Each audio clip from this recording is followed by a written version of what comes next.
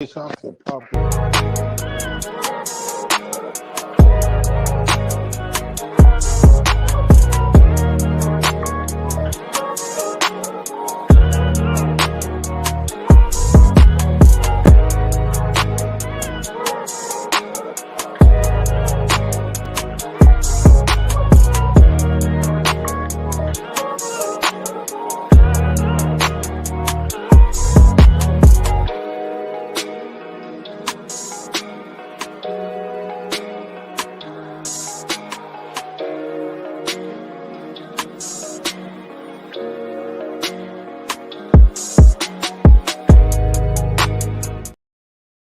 Yes, people, we back in the building once again. The Big Three show, the playoff picture is starting to come together. We're now starting to see it shape up, man. There's like less than a month or about a month left of the regular season. We kind of know where teams are being placed in certain positions and whatnot, but there's still a lot to play for. Man like CM, man like Chino in the building. What you man saying? Hey, it's good to be back once again. Like what Roland said, people, the regular season is winding down, and we're starting to see teams ramp up their preparations for a play-in or a playoff appearance. Depends what happens, what we'll see in these final remaining fixtures. But big up to everybody inside. Chino, what you saying, bro?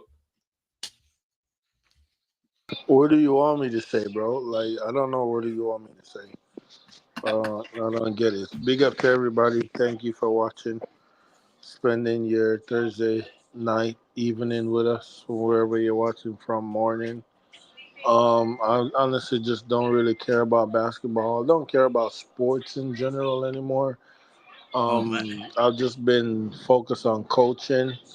My son is 1 month, and we've been going through drills, handles. He's pretty tired right now. Just put him to sleep.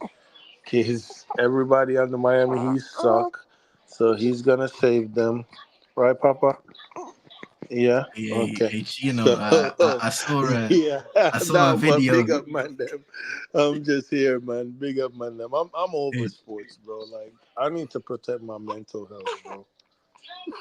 Chino, I saw a video this week, where a father was training his son to have fast twitch fibers. He was just twitching the arms and the legs, fam, to make sure that when they're ready to go, they're ready to go. Are you doing some of that stuff, Chino? Yeah. There we go. We're working on the knee bend. We've been doing the dribble pull up.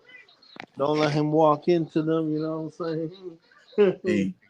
Right, Papa? We've been doing the dribble pull ups.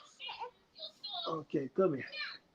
Big up to man like Chino, man, as always, man. But yes, people, make sure you're hitting that like button, subscribe button. If you're new, when you come in here, make sure you show some love to us in the chat as well. But let's get into the first topic right now, man. KD.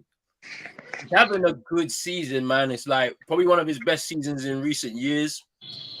We were speaking before, me and CM, just about how out of the three, their big three in Phoenix, he's been the most durable this season with staying the most healthy, where Bradley Beal and Devin Booker have kind of broken down at a lot of points during this season and have seen themselves out.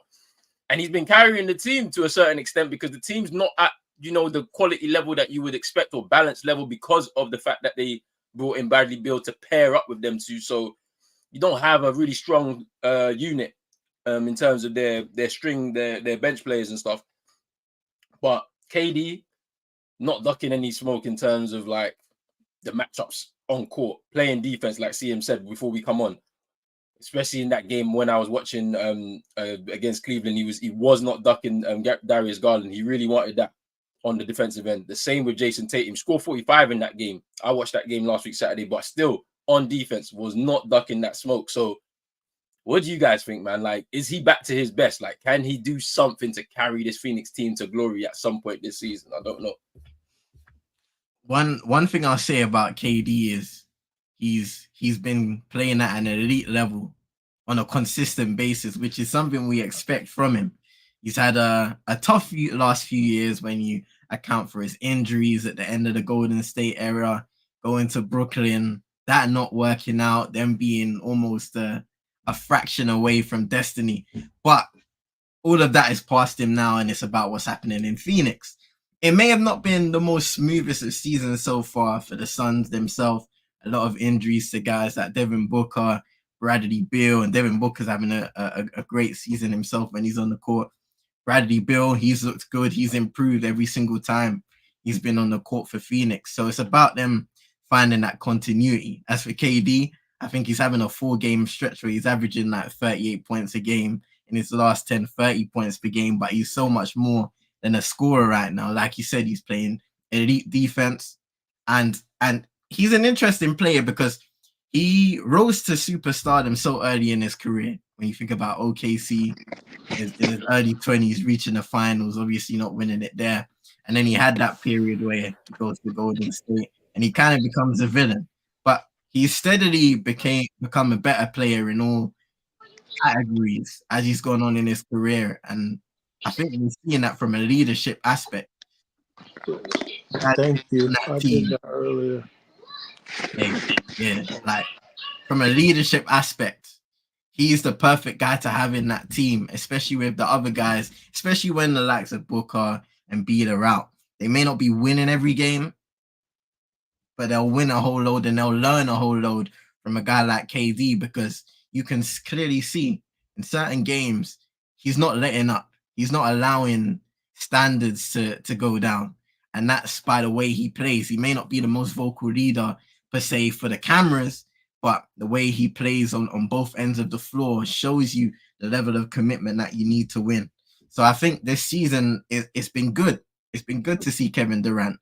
Obviously, you have these games here and there where you may struggle, may be a little inefficient, but we've got to also account for his age and how elite he's playing in general. The level of consistency is unprecedented, and there are quite a few guys in the league who are doing that right now, and he's one of them doing it at one of the highest levels. So all credit to KD, man. Yeah, he's having a career year in assists as well. Like, obviously, we know the Suns struggles with the fact, like, well, near enough a career year in assists anyway.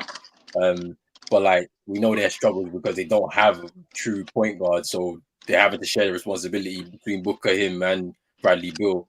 They all want the ball in their hands and they all like to shoot the ball as well. So it's like, it's about trying to find that balance, especially late in games when you're going to need a decision maker, somebody that's going to be able to make the right plays for you to win the games and stuff.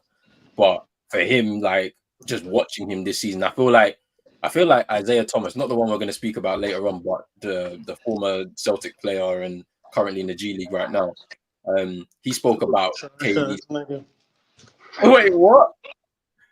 He said Isaiah Thomas, the Celtics one, right? Yeah. The trash one that keep begging to come back in the league. Hey, respect IT, man. Respect IT. You see what he's doing in the G, bro? 3 straight games.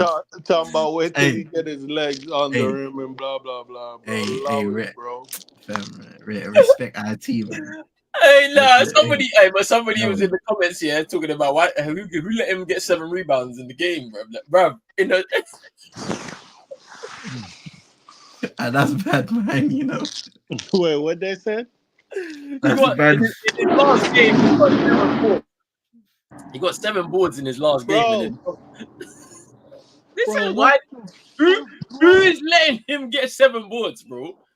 In all this league, with all the guards are like over 6'4", bro. So what's wrong with these Jets, bro?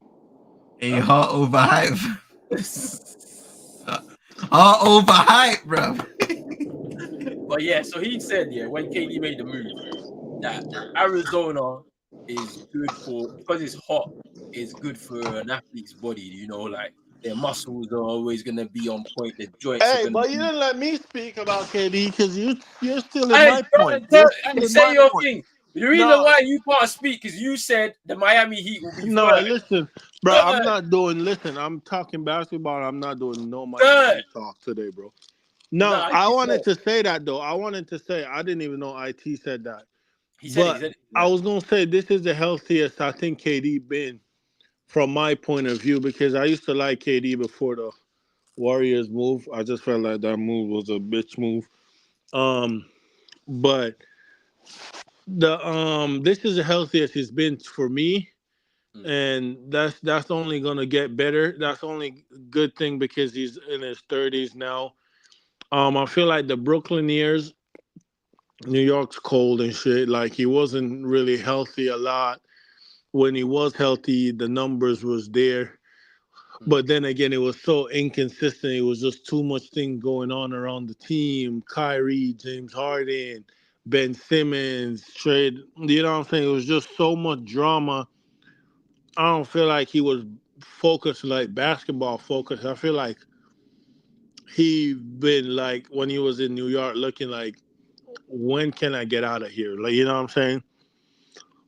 And let's not forget, like, if he was a size 14 instead of a size 15, he would have won in the finals. He would have probably won one for I feel like they would have beat the Suns. Because Kyrie would have been back. Yeah. Kyrie would have been back. You know what I'm saying? Harden, the hamstring would have healed up some more. I feel like that would have been, but yeah, like this year been good. Under money last year, I don't know, bro. That guy's not a coach. um, and it was just a lot with Aiton in the locker room. You know what I'm saying? Aiton don't take nothing serious, but it's gonna be hard for them though, bro. The Suns. I don't see nobody beating the Denver Nuggets, bro. Like nobody, bro. Like nobody, bro. It's oh my god. It's the Jokic team, bro. Like I just don't know. Like I don't know how you stop him. But bro, Because how it's do you like stop remember it? last season. Listen. Look. Remember last Listen. season. Hold on. One thing. Remember last season when we were saying, "Oh, just let him score, and the team is ineffective." It doesn't matter this year. You know that, right? It's I changed. see that. It's changed. He can still score. The rest Bro, of the team is fine. Bam had him. Bam had Jokic, bro. Like on Bam, I think he scored 8 points a whole game yesterday on Bam, bro. Bam had him in a headlock, right, bro? Game is tied, bro. Fucking Reggie Jackson just went on a Yeah, 10. Like, bro, Reggie Bro, bro, Jackson, bro. bro. bro. Hey, listen. When Reggie Jackson hit the three, I turned my TV off, bro. I didn't know the final score to. Bro, I swear to God, I turned it off, bro. I'm like, I'm not watching this, bro. Like, this is bullshit, bro. Like, let somebody beat me. That's like, let Kyrie, Luca, Tatum, Giannis, like, not no Reggie Jackson, bro. 10 point, bro. Just went nuts, bro. I'm like, okay, I'm done, Listen, bro. in the first half, yeah, Reggie Jackson was 1 for 4 on 2 points. In the fourth quarter, 7 points, fam.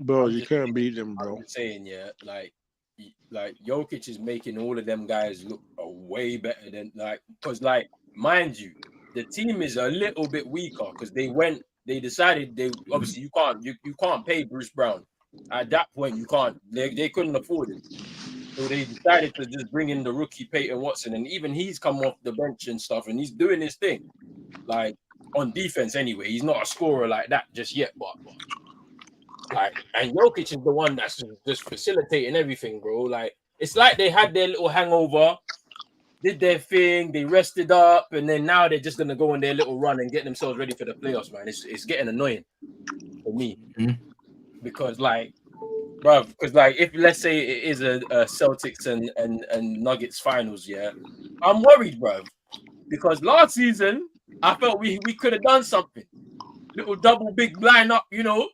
This year, it's their problems. I need Tatum to do something. The whole game, the whole series, bro. I need like 30-point games at least to kill. So JB's gonna kill. JB's gonna kill. But if you're letting him do all the killing and you're not killing with him, yeah, we're in trouble, bro. The question is always what Jason Tatum you're gonna get in it.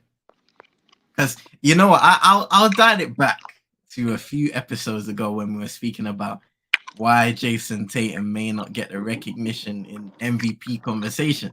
And maybe it's just that, Roland. Maybe Jason Tatum is a phenomenal player.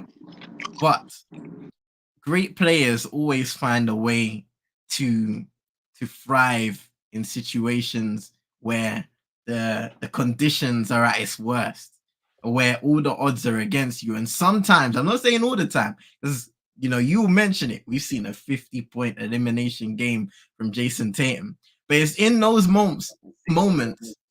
Hey, it's in those moments where you just don't know what to expect from him.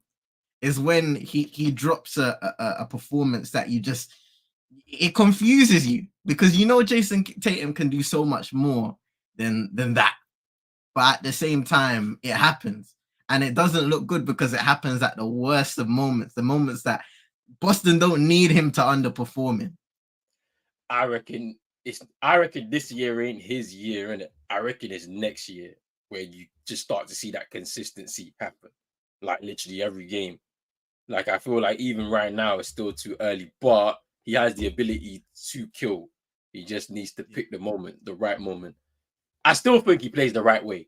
Like, he's always playing the right way. Even if it's not going for him, he's still trying different things. Maybe it's just because, I mean, obviously he's utilized the post move. I know we're going off topic. He's utilized the post move a lot better this year. You know what I'm saying? So, we'll see. We'll see. But KD, definitely back to his best. If we get back on topic, definitely back to his best this year. I mean, I just wonder what's going to happen when we get to the playoffs, because they're potentially going to be in a play-in elimination game. Could be against the Mavs. It could be against the Kings. We don't know. Or they'll be in top 6 and they're not in it. But KD's had to play so many minutes because of the fact that his teammates are out. The other two in the big three are out. So I don't know, like, what it's going to be like when they get to the playoffs. Is he going to be burnt out? Do you know what I mean? He is 35, 36 now. So, like, it's going to be interesting to see where he's at, despite the fact that he still was scoring at an efficient rate. You know what I mean? But anyway, let's move on. Man like Ant-Man leading the Timberwolves this season to top 3 in the West. We don't know, where they could end up. They could end up number 1, 2, 3. But I think they're going to be solidified for that top 3 spot in the West now. Now, obviously, there's been a lot of chatter over the last few weeks about Ant-Man and, like, him being the next face of the league. He had that little chat with Stephen A. Smith. I don't know if you guys saw it during All-Star break, and then he was talking about, he puts him up there as like, basically looks at him like he's the next Michael Jordan, essentially. And then there's been a lot of chatter about people saying, Adam Silver's scared to put him as the face of the league, kind of hesitant after, what happened with Ja. They were pushing Ja as that, and then Ja's had a few incidents and he's kind of fallen by the wayside in terms of being in that spotlight, and they want to push another guy into that as the new young star. But what is his ceiling for real, Anthony Edwards? Like, what heights can he reach? Because, him being at the Timberwolves, it's a bit tricky, right? Like, what can he do with that team? D-Wade with 2 good knees. Yo. What? Why are you laughing? That's the ceiling. No, that's the ceiling. No, if D-Wade had 2 good knees, he would have been in the GOAT conversation with LeBron and Michael Jordan. And I think Anthony can reach those ceilings if he have 2 good, like, if his knees stay healthy and his body stay healthy, and he put his mind to it. Like, obviously he have the attitude already. Like I said, D-Wade with 2 good knees, like, he will be in conversations. And I feel like this is this his 3rd year in the league or 4th year? I think this is year 3. Well, Wade won his ring in the year 4. Drafted in 2002, won in 2006. I mean, if you never know, let's see what he do if he go on a run this year. I don't think that could beat Denver, but anything is possible. But I think Anthony Edwards is gonna be one of them. I think he will be in the conversation, like, when everything is all said and done. Like, man, it's gonna be scary. Well, he's a better jump shot. He's a better shooter than D-Wade. You saw what happened. You saw what he did to the Clippers, right? You saw the way he took them out. then in the interview afterwards talking about I saw a whole lot of mismatches out there. Like he's just like he was ready for everything. He You didn't know care. what I like about him? As soon as Kawhi went down, he was ready. Mm-hmm. You know what I like about him, bro? He don't give a fuck. He be like, man, get this old ass nigga Kawhi off me, bro. He can't go. He be calling and he be mic'd up too. Yeah, like remember what he did to Draymond as well. Yeah. Remember what he did to Draymond? Like, yeah, he does not care. Like he was like, He yeah, don't like care, bro. he does not care. Like which is good. Like it's good to see that kind of attitude, that competitive spirit from a young player. Like he does not But care about the older. I do think his ceiling is more scarier than Ja. Like for Ja, I always felt like Ja's ceiling could be right under that MVP Derrick Rose because that MVP Derrick Rose was different. But you know that athletic guard just dunking on everybody. Like I felt like that's Josh ceiling before he wanted to become John Wick. Um, but Anthony Edwards, I feel like his ceiling is up there, with the likes of like the '08, '06 Wade. You know what I'm saying? Like for his career, because Wade only did his in like seasons, like in bursts, because like he would have to get shut down for a couple months because of his knees and that type of stuff. But Anthony Edwards healthy. And the guy, you could like whatever we're making the new generation out of. I like it. I hope my son gets some of that. Like, cause man rolled his ankle, bro. Went to the locker room and came back out and was dropping buckets, bro. Like whatever they're making them with the new generation, it's good. Cause like back in the day, man rolled his ankle, he done. Like we seen Paul Pierce. Man shit himself and was in a wheelchair, bro. Like, don't even allow it, fam. Allow it. Like, like, you know what I'm saying? So, like, whatever they're making the new generation with, bro, keep making that, bro, because, like, Mandem is built different nowadays. Like I love it. The injuries is You're less. crazy. You're actually crazy, bro. But yeah, I think Anthony Edwards could be in a lot of the conversations that's gonna make a lot of people uncomfortable. If he like the mindset is there, he just can't change, and he just got to keep working. And then you know what I'm saying, if Minnesota go back to their losing ways, we got to get him out of Minnesota. Yeah. Get That's him where to like the that's where I'm Lakers, gonna but the shut you Lakers, down. like, cause people, the nostalgia would be like, get him to the Lakers, right? But have the Lakers really been a winning franchise? Like they just been more like, it's just the name, bro. It's literally just the name, bro. Cause the last 10 years, who won most of the championships? The Warriors, and then like other people pick up one here and there. Yeah, Lakers ain't really been that franchise for a long time. But you know. I mean, but you man can't like let's be Yeah, we honest. ain't part of that conversation. I know. '08 is a long time ago, bro. I want to just end it now. Give me my 18. Give me Banner 18 before Wemby starts doing nonsense over there in San Antonio. Because once he gets a team around him, we're all finished. We can't be speaking about basketball because it's his. It's going to be his league for Hey, 5 real years. quick though, before CM have his say on Anthony, have you man been seeing the new like the what they call 'em? The prospects, bro? You know, there's another Haven't you Wemby, know? bro. There's There's another another Wemby. Wemby, bro. There's another Wemby. Like same build, same There's bare everything, Lucas. bro. We see more Lucas. There's And another Luca too. there's another Luka and another Jokic, bro. There's Yeah, yeah. I saw there's bare of them. apparently Wemby has a brother as well. In the lab, bro. That's, Wemby got a brother too. he's got a brother, bro. Yeah. We're finished, bro. The Europeans are taking over. Brother You know? is 13 and 6'10" or Nah. 6'11", bro, or something like that, bro. It's disgusting, bro. There's another Luka and there's another Jokic, bro. It's getting scary. Scary. We're cooked. We're so cooked. We're cooked, bro. They're coming. But thank you to Honest, Adam bro. Silver for not making no more of the running back bill, bro. Because ain't nobody Hey. on that shit, bro. Hey, you know what? Yeah, I want it, man. Them, I say we just get them growth hormone injections. Yeah, just shoot them in a few times, install some robotic knees and ankles and all them things there, and then change our ages, bro. Change our passport. Hey. Cameroon settings, fam. Just change the passport. Listen. Rolling people, they know all about that, bro. Them man be it's the Nigerians. Them man be 50, bro, talking about they 25, bro. We already seen one. We saw one this week, bro. 62 Cameroonian man, them, bro.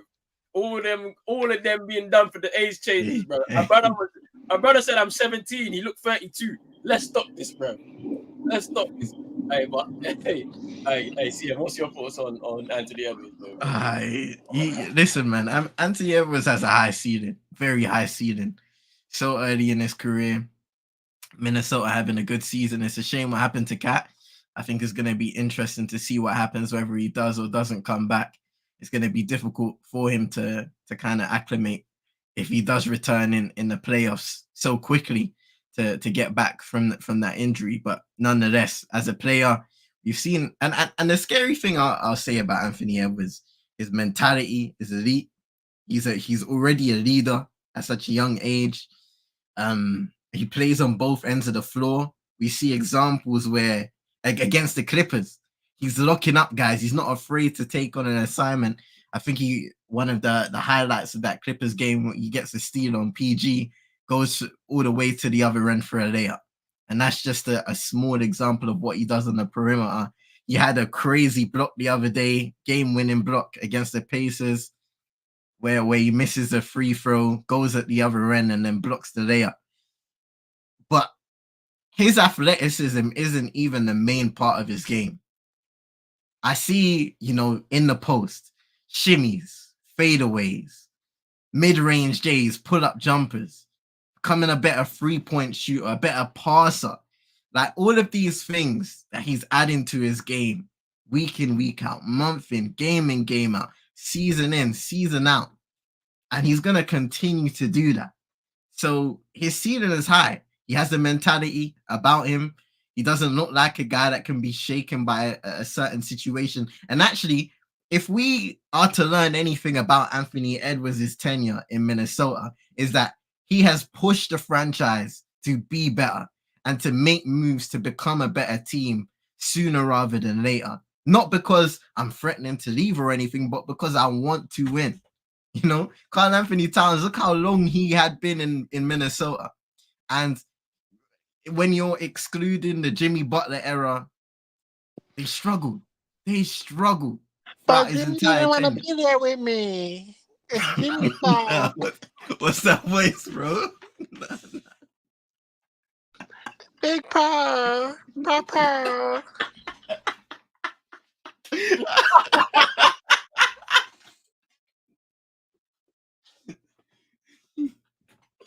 Nah. You're funny, bro. You're funny, bro. Nah, the Timberwolves in the Jimmy Butler era was hilarious, bro. When you listen to the Jeff Teague stories, yeah, bro, that is funny as hell. That is so funny, bro. Oh, bro, man. But yeah, Anthony Edwards, he's one of them guys, man. He's one of them dudes. It's as simple as that. When you talk about Luka, when you talk about Ja, hopefully he returns from injury. When you talk about Wemby in the future, Anthony Edwards has to be a conversation as well. Jason Tatum, all of them guys. Yeah, it's crazy, man. Crazy.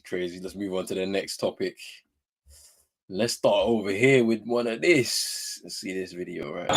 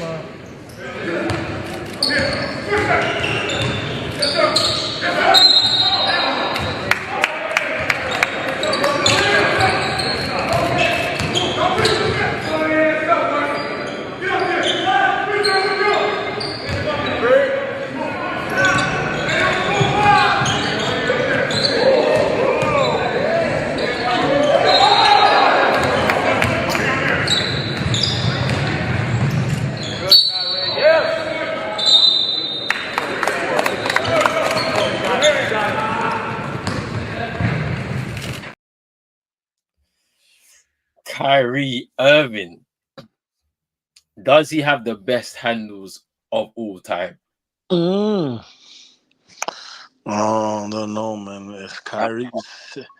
That's part one. Kyrie is sick and silky with it, but Allen Iverson was different, AI was nice, but Kyrie handles is on a Kyrie just the ball is like it's on a string, bro. I would say yeah. I would say yeah. I'll say yeah. I mean Jamal Crawford was nice too, but Yeah, it wasn't like Kyrie. Like Kyrie shit is nasty. Like Crawford shit was good. Like it was good. It's just Kyrie. The ball looked like it's glued to his hands, and it's like coming back. It's nothing is loose about it. Like the dribble he's doing is difficult. But the other part of the question, yes, he's more clutch than Steph Curry. Like yes, 100%. wait. So Bro, man, let me bro, I wait. Let me seen play this. man go on big ESPN and say the fate of the universe, Steph Curry or Iguodala. Man said, I'm giving it to Iguodala. Like, what? Yes, Kyrie is more clutch than Curry. Yes. Right. The reason why I put that one here is let's watch this clip. Tie game, playoffs. Who are you most scared of?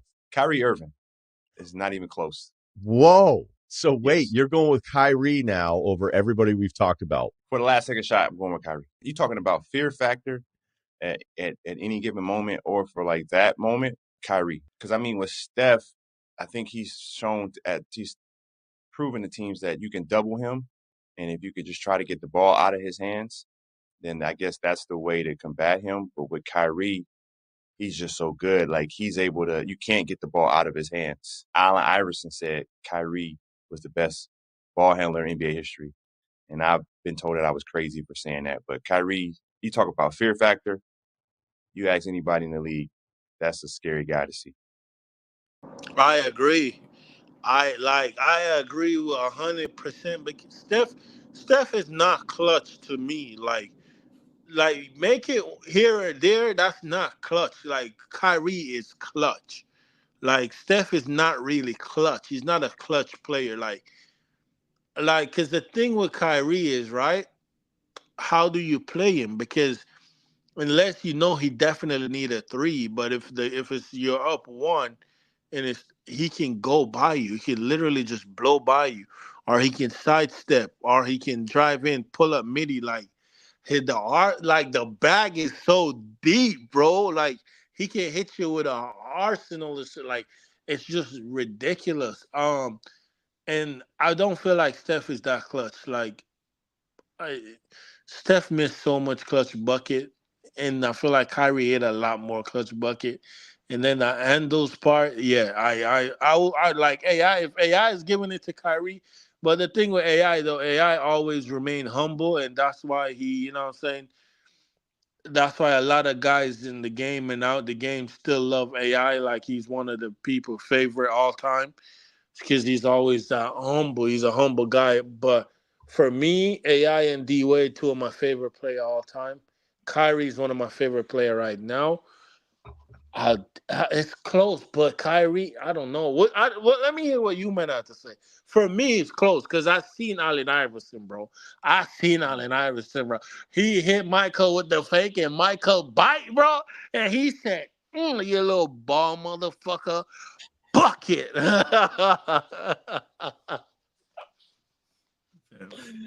do you think, Steve? Boy, from all the players that I've seen, right, past and present, Kyrie's handles, like what Chino said, they're unbelievable, man. Like his ability to get to his spot, to stop on a dime. When you watch him in any given game, the fear that his handles alone puts into a defender's mindset is what makes him an even better player. Because, and I can even kind of delve into this clutch argument. The reason why he's so dangerous in those scenarios is because his skill set is extremely versatile. He can pull off a lot of different moves with his ball handling. which will take him to certain spots on the court that he wants to get to. The shots that he can take, the level of difficulty in the shots that he can take allows him to be an extremely dangerous shooter in any pressured scenario. So whether it's in the mid-range, from the three-point line, he can take balanced, off-balanced, fade away, whatever you want to say. He can take so many different levels of shots, and he can get to his spots with the best of them. Now, Steph Curry is an interesting argument, yeah, because Steph Curry's kind of had this reputation, I would say maybe before the 2021 title, I think 2021 title, where he like people kind of asked the question about him, can he get it done in because look, we looked at their first title. The first title, people kind of said Cleveland had injuries, Kevin Love, Kyrie, and then Kevin Durant came after the era when they lost to Cleveland in 2016. So there had been a lot of questions on Steph Curry and whether he was able to step up when the pressure was high and when his team needed him to make shots. And it's an interesting argument because I think Steph Curry as a player, he wins you games, no doubt. And sometimes the is he clutch, is he isn't clutch argument, for me, I think is a disservice to certain players, because when you look at Steph Curry and the Warriors team in their prime moments, a lot of the time they were winning games by massive margins. They were blowing away teams just because of how good they were. We always spoke about that third quarter for the Golden State Warriors and how in that quarter they just used to blow away most of their opposition. Now, no doubt about it, there were scenarios in close games where Steph Curry had opportunities to take. And I know there was a statistic out there that wasn't very complimentary of him as a player in those scenarios. But I do think he's a winning player. And for me, it also takes a lot to be able to step up in those scenarios and take those shots, make or miss, like many great players have made or missed in the clutch. So, and on the handles part, I'll say Kyrie's definitely up there with some of the greatest of all time, especially being able to watch him on a yearly basis. You can just see how he has the ball on the string. In terms of the clutch argument, Kyrie, I would say he edges it, but for me, it's about his skill set, not more so about the makes or misses, but how he's able to get to his spots freely. The level of difficulty in the shots that he takes. I'm not saying that Steph can't take difficult shots, but just the way of watching Kyrie over the years, you can see how diverse his skill set is, and that allows him to thrive in any pressured scenario. Thing about it is, yeah, like people don't realize how efficient of a scorer Kyrie is too. Like he's getting close to another 50, 40, 90 year again. Like I think he's just falling short on the 3-point percentage. I think so. But like that's mainly because you're seeing Tim Hardaway Jr. trying to take threes in games, and you know that guy, if he misses one, he'll try again. When like just give the ball to the guys that actually are gonna score and move out their way. But either way, right? Like we underrate how much of a scorer he is, how efficient he is, right? Like the handles part of it, he's the best I've seen, me personally. Like I can't put Allen Iverson over him, like because I only seen like what I've seen of Allen Iverson's like tail end of his career. So it's like I have to put Kyrie over him. Like Jamal Crawford was good, but like it's flashes. You know what I'm saying? It's in flashes. It's not necessarily consistent throughout his career where you know for a fact he's affecting things on the court. Like you could see it in moments and stuff. Like there's a few guys as well that we kind of underrate their ball handling skills, like Chris Paul and James Harden, Steve Nash. Like we underrate them a little bit, but they have some good ball handling skills, but not to the level of Kyrie. Like, is he more clutch than Steph? If I would do the same thing. If my house was on fire and I needed someone to make the clutch shot, I'm giving it to Kyrie. I'm not, because if Kyrie makes the shot, my house is saved. If Steph takes the shot, he's gonna miss. For me, because like he's already doing his work through the first 3 quarters that he could take that 4th quarter off. They're closing that game out. But if we're in that scenario where we need him to make a clutch basket, Steph's not doing it over Kyrie for me. I saw Steph crumble in the fourth quarter of the game against the Kings in the playoffs when he tried to hold the ball and call a timeout, and they was like, "We ain't got timeouts." Yeah, I hear it. I hear it. Like he's one of them players that he's already done his work by the third quarter. The game is done because they've been cooking. Like, or you have a Clay there to just mop up and close the game for you.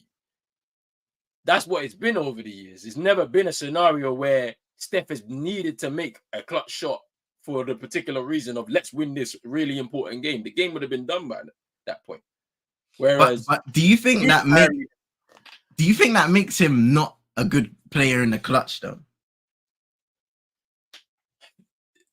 The thing about it is, yes, I don't think it makes him not a good player in the clutch. I just don't think in that particular scenario. But my thing is, right, what is guys looking at by the clutch? Because Yeah, there's two different meanings. Because it's not the shot. For Steph, it's different. Steph, like, because he's always on the move. He's always open. Like like CM is saying, like how regardless of if you make or miss, you're gonna have balls to take that shot in that moment. I'm saying though, what is what Iguodala is talking about is that so you can in a clutch game with 3 minutes left. Steph is absolutely gonna cook something 3 minutes left. But what Iguodala is talking about and what I'm talking about is 10 seconds on the clock, timeout, or you don't have a timeout, inbound the ball. Who do you trust more? I trust Kyrie. That's it. Like that's in the clutch. Like 10 seconds left. You need the bucket to win the game. Who do you trust more? Not in a clutch game, 85, 3 minutes left. Steph is going to cook. He's going to cook. Like, he's going to get bucket.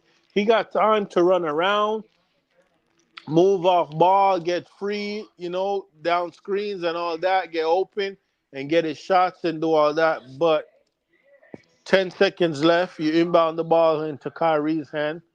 Kyrie dance and get a bucket. He's gonna drive. In that scenario, if the ball comes in the inbound and it goes to Kyrie, he's driving. Because he'll drive, he might spin, get fouled, or he's gonna pull up with the mid range. Steph is just gonna keep moving until they find him in his spot. And when he gets his spot, he'll get the shot off. But we don't know if it's gonna go in because we don't know if he set his feet correctly because he just literally stops and then just takes the shot. Kyrie's already made the move calculated already. Even because it's gonna be him that's gonna do it. Yeah. Look, all right. So David Taylor, shout out to David Taylor, by the way, in the chat saying Steph is getting double teamed in the clutch with KD and Clay on the floor at the same time. So he's kind of saying the argument, well, what can you do when teams are shutting you out of the game and allowing the other guys to try and win the game for the Warriors instead of yourself?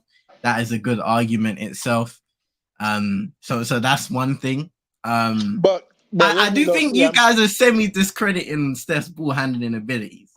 He's a good ball handler. No, he's a good ball handler. I won't say he's not. He's definitely top 10 for sure. Like of all time, he's definitely top 10. No, I said top 5 too. I like Steph handles. I said top 5 for me. But CM and David, here's the thing though. Iguodala said the same thing. Seeing Steph get a double team. Kyrie see double team and triple team. The thing is, he's so shifty. He can split them. Like the ball is on his hand. Like the way he dribbled the ball. So you make a double team and he will split you just like that. And that's the point. That's what makes him so dangerous. I know. He's not better than you, Papa. I'm not saying Kyrie's better than you. I'm just talking about right now. You're the best. I know, man. It's okay. Calm down. But you know what I'm saying? Like, I'm not. I feel like Steph see a lot of double team. Yeah, yes. I remember with KD on the floor, with Clay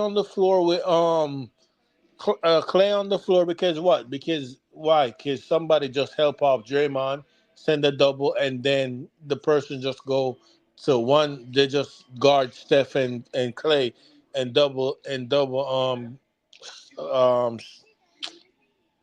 What the hell, man? They guard Clay and KD and double Yeah. Steph because they don't have to guard Draymond. Hmm. So I get that, but the thing is, Steph have good handles, but he doesn't have the escape package. That's what it is. Mm. Kyrie have the escape package to escape from a double team. Like, you know what I'm saying? Like Steph handles is the one on one between you and him, or he get a big like Rudy on him. That's food, and he'll just dance on him and then go and do the little jelly layup and stuff like that. But Kyrie thing is different though. It's silky. It's like, ooh, I'm a pivot, my pivot foot spin, double back fade over your shoulder. It's you don't know what you're gonna get. You can't defend against it. This is what I'm saying. How are you gonna do it when you don't even know what he's doing? He's switching hands. He's doing all sorts of like stuff. Like with Steph, like Chino said, in a one-on-one situation, I'm always gonna back Steph, like because he can dribble. Like, don't get me wrong, but he ain't doing no Kyrie stuff. He ain't gonna get through three guys, like, and you're gonna be looking around like everyone's looking at each other like, whoa, how did this happen, bro? But David's point here is actually true though. That pickup point is crazy. I've seen man do this is full court. He ain't going nowhere, bro. And you know he's gonna release the ball to Draymond so that he can start running. Yeah. But they're picking him up for pretty much full court. I've seen it. They said man were picking him up in the car park when he parked his car, bro, before the game started, fam. That's what man was doing. It's kind of crazy still. Hey, listen to Super Nick Hey, inside all as right, well. so, all right, listen. Oh, go ahead. My bad, CM. Go ahead first. Let me hear what CM Super Nick got to say. Yeah. Super Nick saying I like this debate, but for me, it's Kyrie transcends errors because of his overall skills and talent. Steph, not so much, and that's really an interesting argument there because a lot of people say Steph Curry is almost a trailblazer for this current 3-point boom era of the NBA.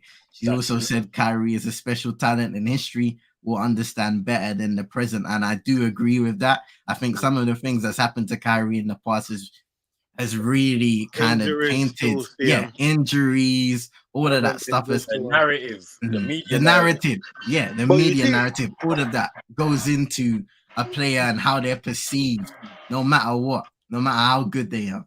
Kyrie Irving knows he messed up because Kyrie should have at least 3 rings right now. He should have never left.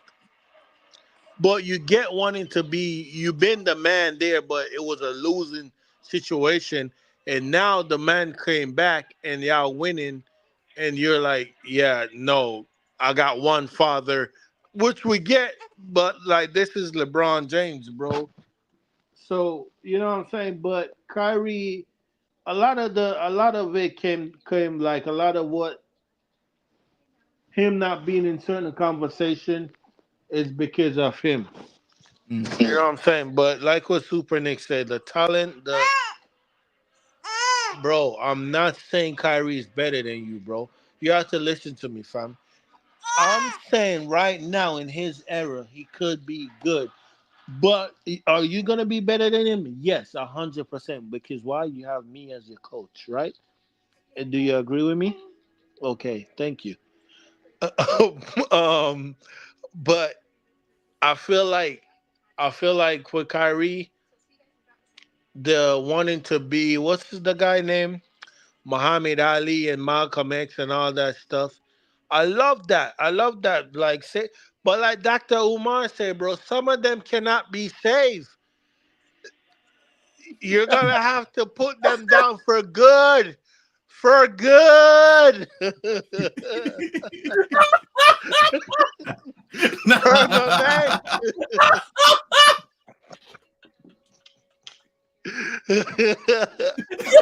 You know what I'm saying? Kyrie wanted to be Wait, an activist wait, in the community is all wait, good. Like I love that, wait, but bro, wait. How did what? we get here, bro? Kids like no Kyrie, bro. He wanted to be an activist, and he wanna like he got like. Don't get me wrong, Kyrie's a good dude. For me, he's a good dude. All the anti-Semitic stuff they throw at him, I don't believe none of that BS. I just feel like Oh Kyrie man. Kyrie is for his people, and he just want to see his people. You know what I'm saying? He want to see his people, but like some of the people, Kyrie, you cannot save them. We're gonna have to put them down for good. Like Dr. Umar say, bro. But yeah, back to the Steph and Kyrie thing though. Don't take nothing away from Steph. For me, I do think Steph is the number one point guard all time. I'll put him there. I would say that right now. I'll put Steph there because what you're gonna tell me Steve Nash, bro? That brother is a fraud, bro. Don't tell me nothing about no Steve Nash. Magic Johnson, okay. Yeah, They gonna Magic, put but Magic there. Magic Magic ain't can't number even one. have no numbers like that, bro. Bro, it's just yeah. Like, bro, Don't do it. Magic wasn't bro, scoring bro. like Don't Steph do like it. that, bro. Like, come on, It bro. don't matter, bro. It don't matter. We're not Bro, like only thing Magic have is yeah. And I said, Carl, oh no, Carl, don't let him. You gonna get him back, Carl. You gonna go down there and get him, Carl. Go get him.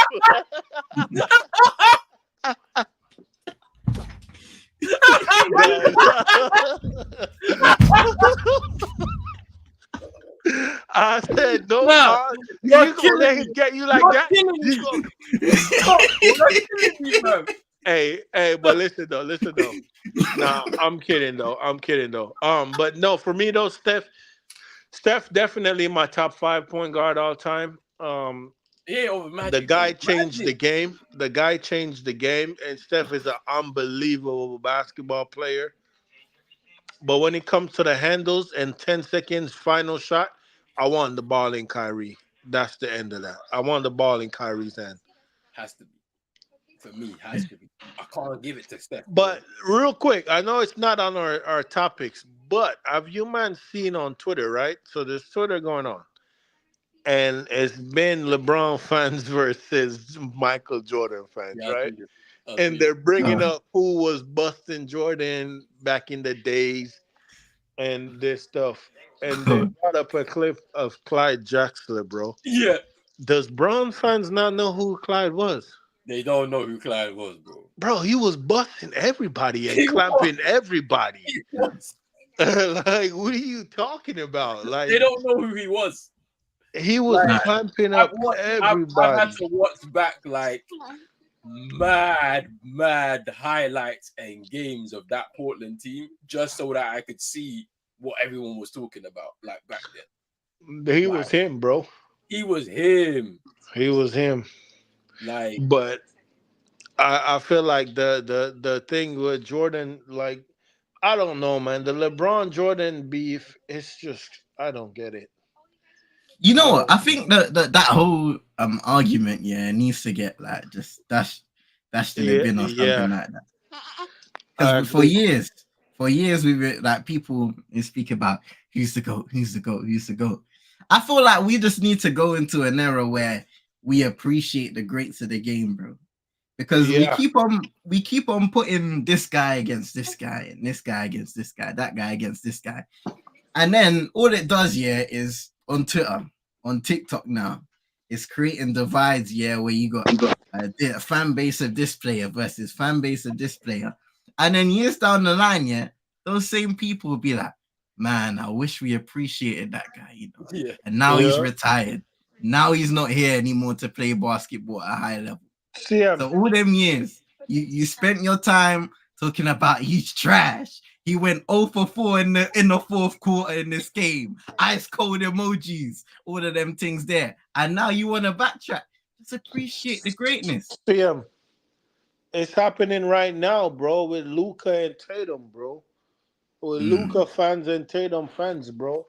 I Wow. don't get it, bro. Like they're both amazing basketball players. Yes, Tatum been unfortunate that for his career, he's been like deep playoff runs his whole career. Like, you know what I'm saying? Other than Luca, but when you look at Luca career, it's literally been Luca. And don't tell me about no Porzingis in Dallas. Like that guy was always injured, and when it was time to do something, he never did nothing. And then It's Brunson did help different. him. It's Brunson did different this help. time. Huh? It's Brunson did different this help until they played the Warriors that year. That was the year the Warriors went to the final, right? The Eastern Conference Final, Mhm. the Western Conference Final, when they took Brunson out the game. You know what I'm saying? Luka had no help, so it's not all down to Luka. It's not all down to Tatum. And I just don't like how they're trying to say pin the two young men. Oh well, when it's because Tatum is 26 and Tatum came in the league at what 19, just no, turned Yeah. 19, and he's been around 26. That's what 7 years. 7 years. He's been around. You know what I'm saying? But he's not old. He's still young. He's just now in his prime. He's just now entering his prime. You know what I'm saying? So I don't see why they're trying to start this whole Tatum versus Luka in the MVP conversation because it doesn't matter. Because none of them is not winning it. Jokic is The winning. MVP is already going on its way to Denver. And what he gonna do? He gonna put it in his. He gonna forget it in one of his horses, Stado. He gonna forget that he left the trophy in there when he was feeding his horse The because he man don't doesn't even like care about basketball. basketball. He don't like coming to work, bro. He hates basketball, fam. Jokic. He don't like going to work. But yeah, I do agree on this whole like debate, like against like players like, oh, this guy's They're better than both this guy. amazing, bro. I just hate it. Like at the end of the day, I've always said this year, like they're gonna really respect LeBron when he retires in like 10, 15 years past. Because what he's been able. Okay. Thank you for going to that. And Super Nick, David, and then if you're still here, you guys in the comments. I got a question. I want everybody to get involved. Do you guys think Miami should give LeBron a statue and why? Only 4 years. He only spent 4 years there. Won 2 championships, but he cost us 2011. D Wade went on a masterclass and he cost us that championship. But do you guys think LeBron should get a statue in Miami and why? Oh man. I want to say yes. The reason why is kind of like the Michael Jordan effect. Because LeBron is LeBron in it. Like they're gonna recognize him the same way. Like they're gonna tell everybody retire the 6 or whatever. I don't know what because he switches between 6 and 23. 26. Yeah. Like they might just say retired as number 6. Like he deserves a statue though. No, But I Shaq don't don't got a statue in Miami. D Wade's getting the first one. Shaq don't deserve a statue in Miami. He needs to go away. Shaq's got a statue in that, ain't right? Yeah, but he doesn't deserve one in Miami though. No way. He's got his jersey retired with Orlando. Yeah. Yeah, but The first one, they could give him a statue in Orlando. Yeah, in Orlando they can give him a Shaq a statue, but not in Miami. No way. You know what? I'm kind of on the side of Roland in this thing where it's his impact on the game. So in the years that he played, he won them championships. He arguably was the best version of himself athletically in Miami as a player. And then you saw him rise in terms of his skill set as well. But, you know, some would argue he was the best version of LeBron James in those years in Miami. They won championships and you know, he continued on to do great things. But when you look at the fact that his impact on the game, scoring 40,000 points, breaking Kareem's record, doing all of these different things, I'm thinking you could do that, but a statue is a big thing.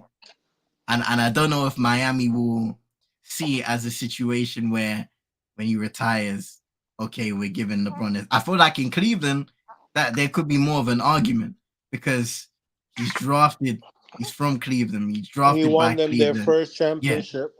You know, and that was such a monumental moment when you think about the 2016 finals, the best team of all time versus the Cleveland Cavaliers.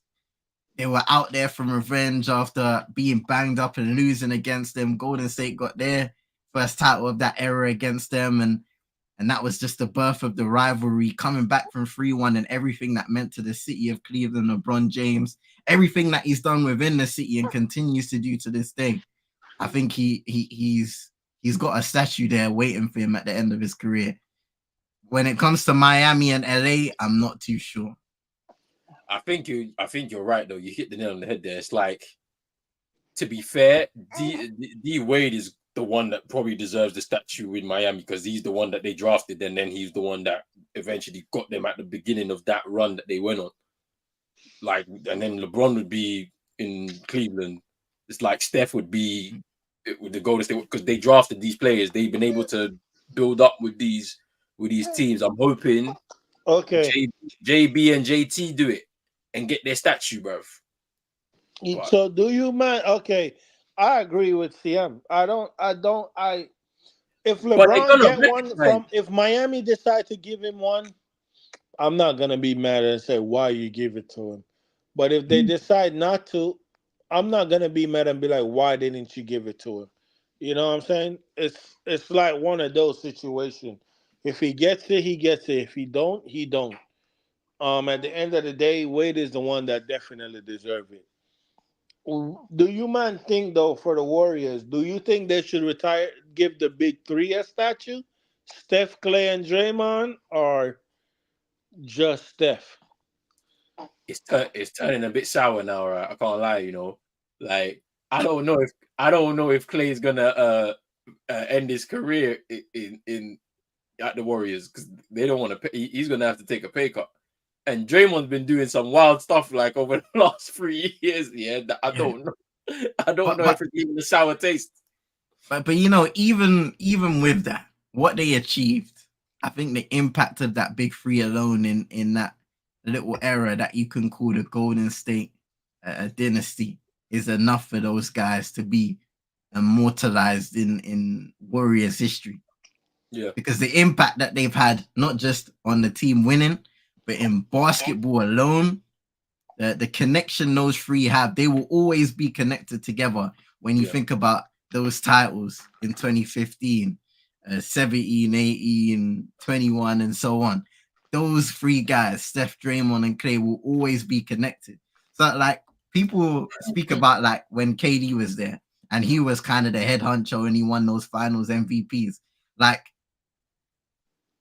you would still speak about Draymond, Clay, and Steph before you even speak about KD. And that may sound wild, but it's just how they've been connected throughout their careers, all being drafted by Golden State, growing as players, and eventually rising to the mountaintop and staying there for many more years. It's just a great story. But just going back to the LeBron thing, I do think he gets the Michael Jordan treatment, though. Like, because he literally been the face of the league for, like, the whole 20 years, bro, that he's been in it, like 21 years. Like, they're gonna have to recognize him across the league in some way. It's gonna be bigger than just a statue. Do you know what I mean? Like, so if he doesn't get one in Miami, that's neither here nor there. But every team in that league is gonna have to do. Like, he might end up becoming the new logo. You know what I mean? Like, I feel like the league will recognize him in that way because of what he's been able to do. Like, you know what I'm saying? Like, so he might not get a statue in Miami. He'll definitely get one in Cleveland, but the league is I'm reading something. Miami retired Michael Jordan's logo after he retired the second time. I don't know if there were any other teams who did it, but I'm reading up something about Miami. Where most of the teams have done it. Oh, every team has done it in the league. They've retired that 23. Or no? No. Maybe I'm wrong. Yeah, just Miami, bro. Why did they do that?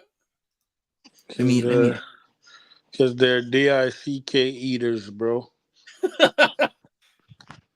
in let's see. Because I thought that was for everybody. Because I know the number 6 has been retired for Bill Russell, right? For everybody, no one could use that number, innit? In the league. Sure, yeah. Like LeBron had it. LeBron had it, but that was before Bill Russell died. And then he switched back to 23 because he couldn't use the number anymore. This is what Pat Riley said at the time. He said, "In honor of your greatness and for all you've done for the game of basketball, and not just the NBA, but for all the fans around the world, we want to honor you tonight and hang your jersey, number 23, from the rafters. No one will ever wear number 23 for the Miami Heat. You're the best." So he did it because of Michael Jordan's impact to the game, not just within the NBA landscape, but globally as well, and how many doors Michael Jordan may have opened up for the game of basketball in future generations. Yeah, I can see the league doing like Adam Silver's definitely going to do something. Like when LeBron eventually retires, like something like you can't just like they're gonna have to do some big type of gesture to make sure that he's recognized properly. Like look at the stuff he's been able to achieve. Like it's kind of crazy, but yeah. All right, let's get into this topic, man. This is an interesting one for me. Yeah, is D'Angelo Russell underrated? So he's No, but nearing. he's a snitch. Yeah, we're gonna get into that as well. He's having a career year from three right now, shooting 42.2% from beyond the arc. He's very, very close to his best year. I guess it is his best year because you can't really count the season last season because he was traded halfway through. So his field goal percentage is at 46.8% this year. He feels that he should be the guy getting paid a lot more than he is currently getting paid right now. Yeah. Obviously, Dennis Schroeder out of the picture completely. Even though I feel like the two of them as a 1 and 2 guard situation really helps him on the defensive end. Even though he's improved a lot this season, I'll give him that. What do you man think? Like, is he an underrated player, or is the way we're rating him right now the way he deserves to be rated? I think it's the latter. I don't think he's an underrated player because D'Angelo Russell, I don't think is a superstar. He's not a scrub at all either. He's a very good player, especially when he is provided with the confidence. He said a lot of interesting things in this time recently, especially where he was talking about maybe Dennis Schroeder affecting his relationship with Darvin Ham and kind of connecting on a level where he can have conversations with the coach of how they can get the best out of him. We've seen D'Angelo Russell struggle throughout his Laker tenure and other places to kind of assert himself offensively, but also to fit into a team when he is struggling offensively in a defensive landscape from a defensive standpoint. And that's why in the playoffs he struggled to kind of have a consistent spot in the team because defensively he was a guy that could be attacked, and he made it an emphasis to try and improve upon that based off of his comments in preseason. But offensively, when he is cooking, he's a solid player to have. We saw him have that game, 40-odd points against Milwaukee, where he was basically the main guy with AD and LeBron out. He was calling plays. He eventually was a part of the play that won the game for them. So he's one of those guys that, when you plug into a team, you provide him with a level of confidence to play his game and you understand him, then he can thrive in that scenario. And I think we've started to see that in this little stretch for the Lakers now, where everything is starting to click with him, whether LeBron or AD are on or off the court. He can assert himself in moments of the game and really start to take over and give other guys a rest. But, it's crazy. I'm speaking about that year in Brooklyn that he had, his only All-Star year, where he kind of like almost rebuilt his career in some sorts and showcased the leadership and his ability to lead a team to a certain point to the playoffs. I believe they made the playoffs, but they didn't make it too far. I don't think they made it out the first round. So he's a solid player to have. If you're looking at a championship team, he's not going to be a number 1 or a number 2. He's a guy that you don't want to have the pressure on to perform at a high level. You just need to understand his game and put him in the spots and allow him to be assertive in small moments to take the spotlight and the work out of guys like LeBron, who are older players, can't be playing full intensity for a whole 40-odd minute game. Sometimes you play overtime. Same with AD. He's a guy that can produce at a high level in small moments, but you can't expect him to do that across the consistent entirety of the game, being a number 1 or number 2 option. And that's fine, because I think at times when you label a guy a role player, there are negative connotations to it. But a player understanding their role is somebody that can stay in the NBA for many years to come if they accept it and they improve upon their skill set in that specific role. And I think if D'Angelo Russell can do that for this LA team, then he'll be a dangerous guy come playoff time if he can continue to make his shots, but also improve upon those effort levels on defense and understanding how to read opposition attackers and how they try to exploit him and use that to his advantage. I agree.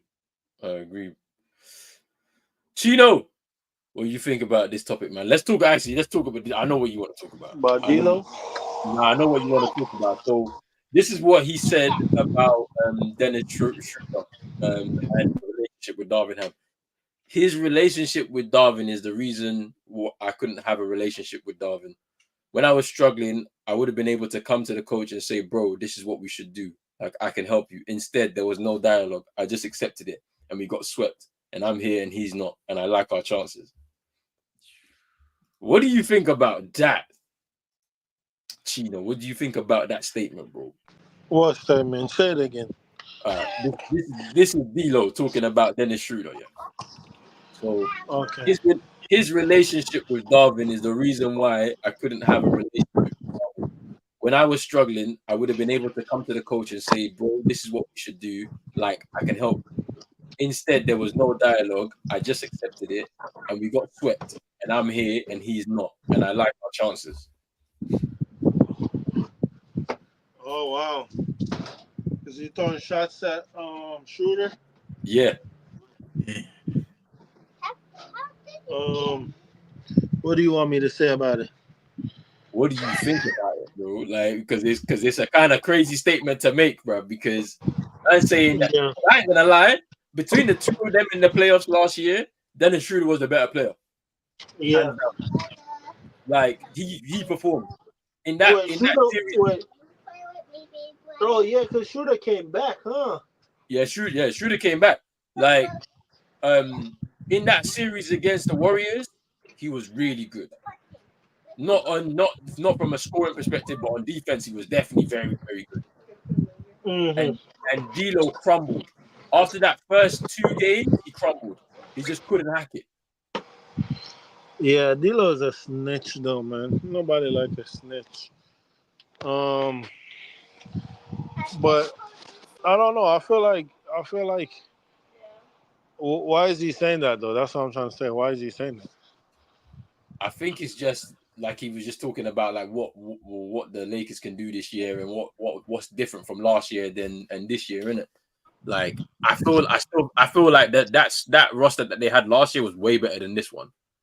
Like way better. Like it's not a like from a team perspective. Like Dennis Schroeder offered something at the point in time that Russell didn't. Like, do you know what I mean?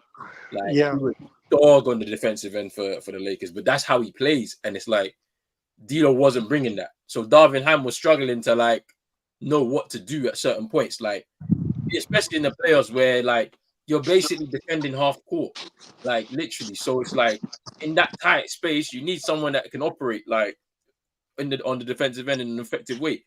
And Schroeder was doing that. D'Lo couldn't have like.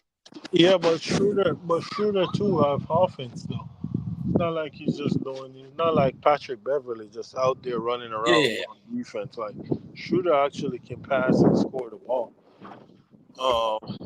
So I'll see why Ham would want Schroeder out there, other than D'Lo, and then D'Lo energy also like his energy like. D'Lo want to be the number one option. Like he gets to do that when Bron is out and sitting. You know what I'm saying? And then Bron been actually giving him the ball too. Like I know y'all seen the clip when he is hot and he's gonna pass the ball to Bron. Bron's like, bro, what? Like here, and he actually shot it and hit the three. But D'Lo, I don't think he knows how to not be. You know what I'm saying? Like we see what he did with the Nets, right? Yeah, I remember what he did with the Nets. And then the Warriors got him, and then it was like, yo, this is a different player we got. I knew you're gonna need it. This is a whole different player. And then he went to the Timberwolves, and when Cat would be out or Did he play with Ant-Man? Yeah, he did, right? One season? Yeah, he did. Yeah, he did. He did one season. Yeah. I'm thinking it must have been his rookie year. Yeah. But D'Lo is a very inconsistent player, so you will get why a coach will want to go with a guy like Schroeder because I'm gonna get the consistency on defense from him. Like, I don't know what I'm gonna get from you right now, and this is the playoff. I don't have time to think about what I'm gonna. You know what I'm saying? Mm. So that it's a lot of it is on D'Lo also, man. Like, I feel like he doesn't bring the energy every night, and now, like you said, he's been trying on defense because defense, bro. People think defense is a whole like read the game. Like you need to read the game, like Draymond or Bomb, like how they do it. Like no, it's an effort thing, bro. Just bring effort. Move it. Why is this guy always drinking tea, bro? But it's no tea, bro. Well, it's my makeshift tea, bro. I got it's lemon water with ginger, bro.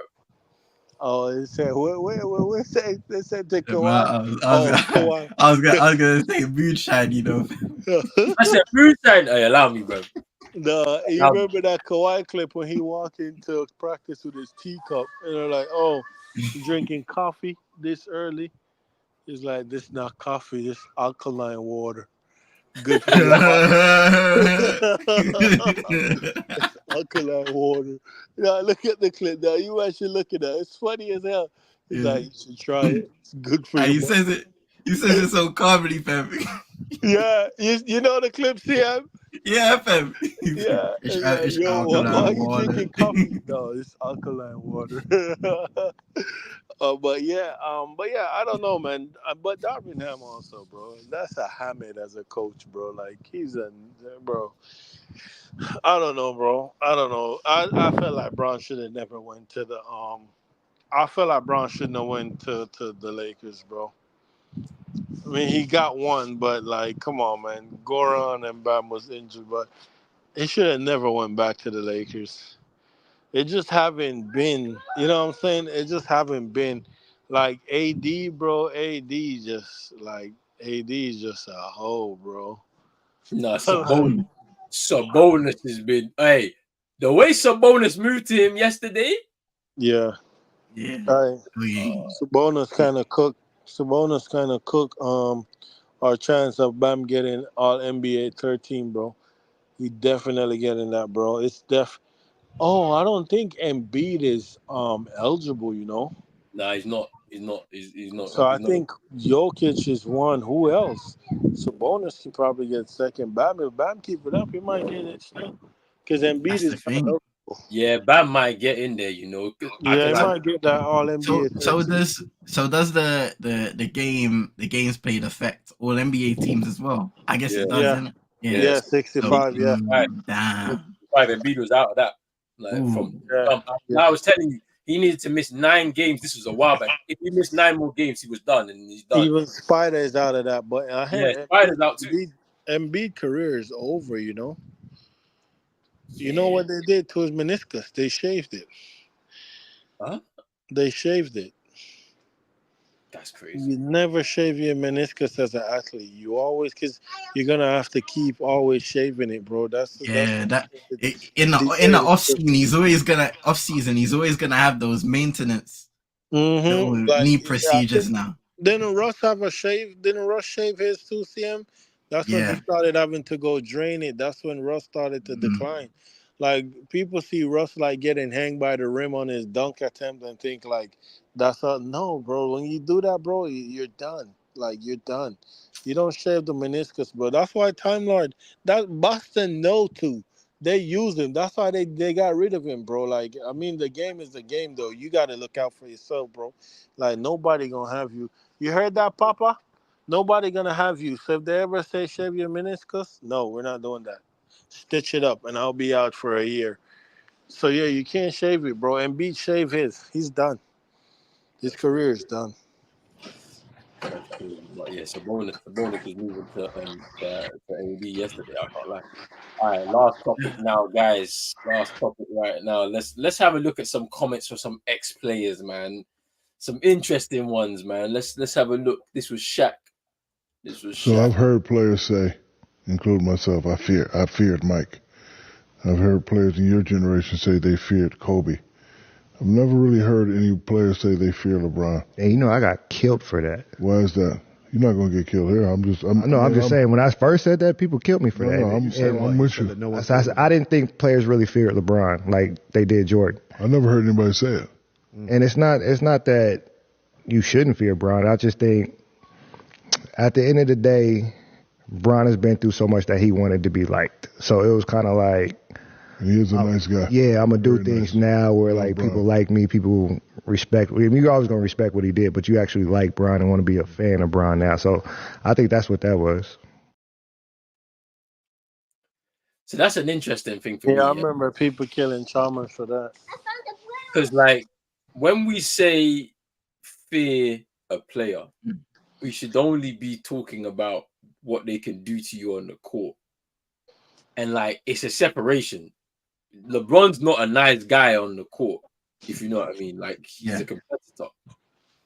Like, he's not going to the extent of a Draymond, for example, where Draymond don't even know, like, bruv, even if his own teammate, bruv, he'd punch his own teammate if it meant he would win. Mm-hmm. Like, but LeBron will kill you on the court, though. Like, he's like that. So I don't understand the context behind Shaq saying, I've never heard anyone say they fear LeBron. But, you know, that's just me. I don't understand it. But I brought it up. Yeah, I don't understand that argument. We've all heard, like, the things about, like, because they bring up Kobe, they bring up Jordan, right?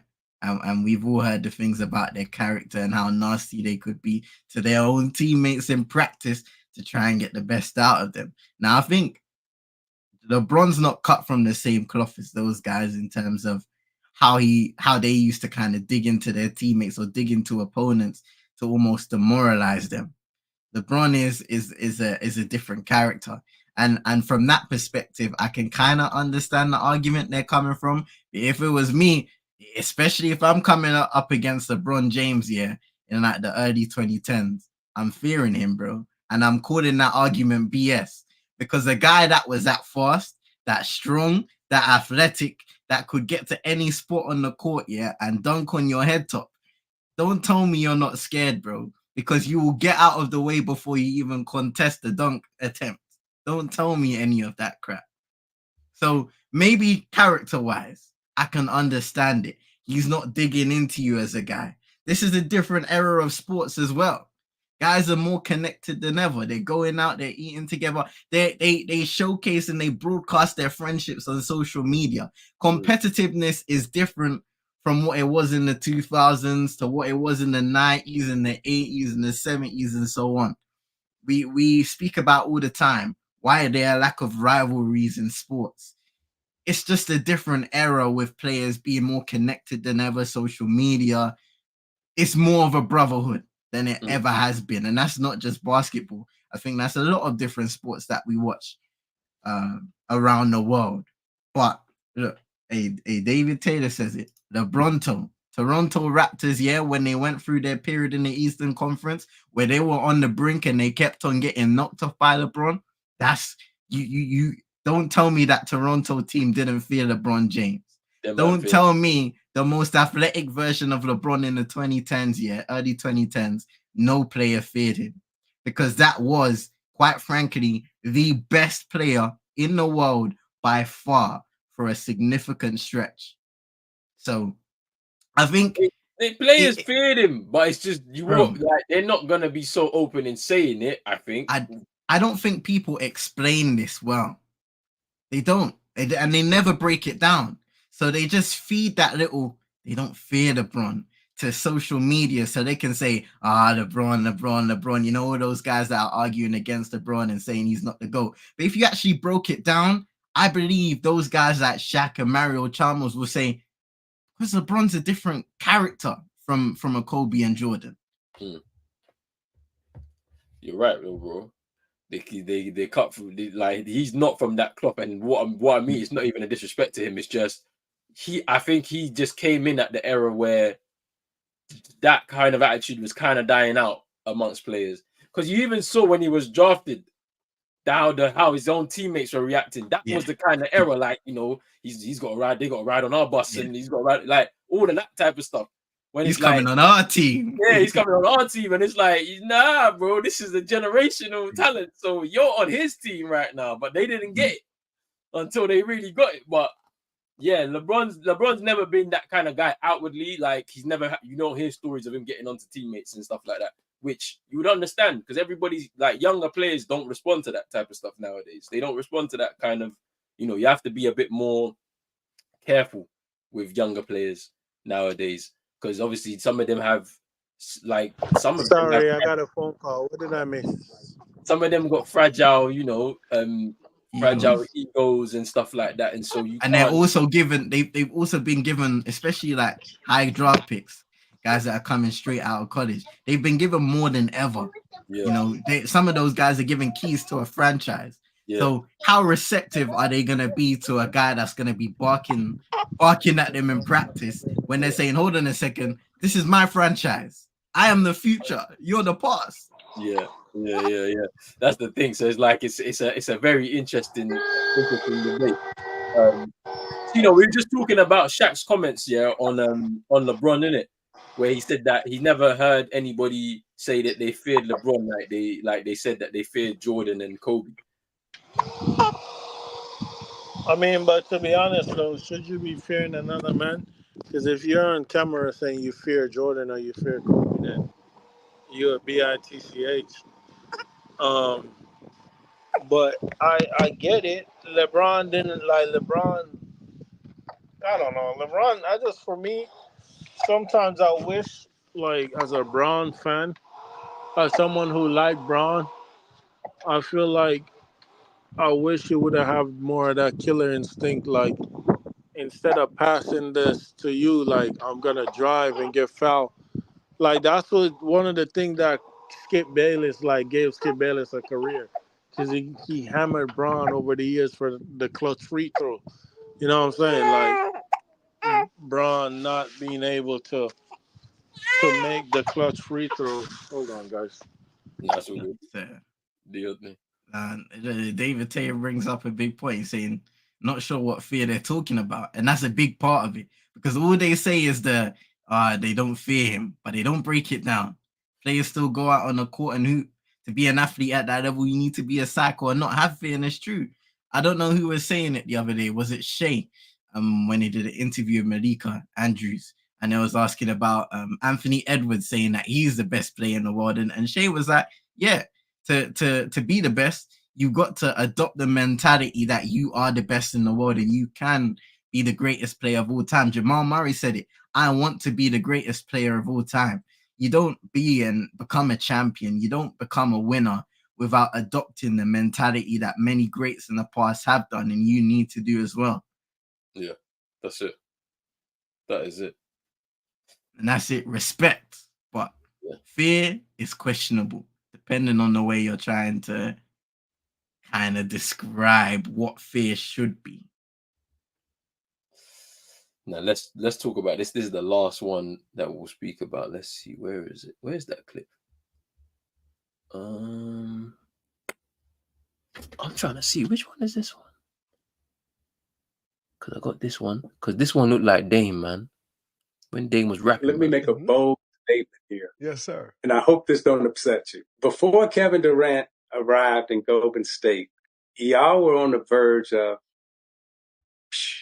and being remembered as the team that went 73-9 and lost to a Cleveland Cavalier team in the finals. You up 3-1, and probably one of the biggest collapse in NBA Finals history.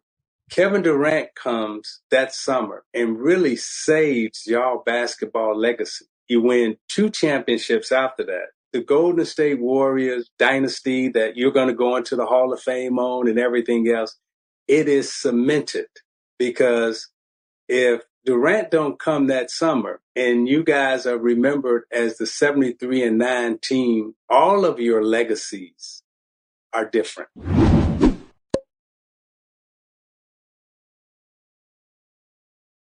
Yo, so like for years, we've heard that Kevin Durant is this and that for joining a team that went 73-9 and all of this year.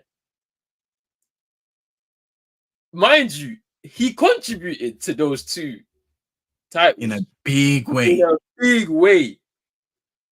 But to say that if he didn't join them, the legacies would be much different. I don't know if that's true. Because you got to look at the league at that point in time when they got to 73-9. Yeah, who was really going to challenge them? LeBron in Cleveland, but who else? So when we look at those 2 years, right? So what was it? 17, 18, 18, 19, right? Yeah, I think wasn't it? Because didn't in 18-19 didn't Toronto win it? Or was it 19? I think that was 1920. Toronto won it. Okay. I may be wrong, actually. No. Because the Raptors won in 2019, right? That's what I was saying. So yeah. I think it's 16, 17, 17, 18. Yeah. All right, cool. 18, yeah. So in those 2 years, I think most of the basketball community looked at Golden State as the unbeatable team. It was almost like, because, and look, when you look at it, and this is why I love hearing different perspectives, because this is something I haven't heard before. And it actually credits the impact of Kevin Durant joining Golden State, because you can look at it from a certain perspective and say, like what Isaiah Thomas is saying, 73-9, biggest collapse in finals history. They could come into that next year, minimal changes, same big 3, and they might never be the same mentally. They might have never been able to recover mentally. But I think that move for Kevin Durant almost motivated them again to do even more. And you never know, I could be wrong. It could have pushed them towards trying to improve even more as a team. But I think that move for Kevin Durant further solidified their status as being the top team in the NBA. And they were that the prior season. But just with the personnel that was on the court, the way Kevin Durant it has had an ability, and not a lot of people speak about this, his ability to fit into so many different scenarios, KD. He literally is a plug and play guy. There's not a lot of maintenance when it comes to having a guy like Kevin Durant. So his ability to fit in with the likes of Steph, Clay, Draymond, just the synergy within those stars, but also the role players behind them, it was almost unbeatable. So when you look at the Cavs teams of that era, where, starring Kyrie, Kevin Love, LeBron James, they have more of an opportunity potentially to go up against the Golden State. Yep. In those eras. The finals are much more close than they were maybe back in those days. And I think that's what the argument is. If they don't have those 2 straight titles after blowing the 3-1 lead, do we look at Golden State the same way as we do today? And that is an interesting question to ask. I still think that all 3 of them would have been looked at as some of the most influential players of the generation, especially Steph, greatest shooter of all time. I don't think that kind of gets rubbed away from his reputation because he continues to do what he does. But as a team, as a dynasty, I don't think they would have been looked as such if it wasn't for that era and the way they were able to bounce back by bringing in Kevin Durant, improving their team, and then going on to win more championships along the way. So a pretty interesting argument, though. I can't lie. Like they were saying that but if they don't win those next 2 finals against the Cavs, no one's considering them as a dynasty. KD joining the Warriors almost dynasty. No one considers the Cavs team a dynasty. You have lost 3 of those finals. 2 years left to happen because the Warriors had KD. What do you think about this? Those comments by Isaiah Thomas? What do you want me to think?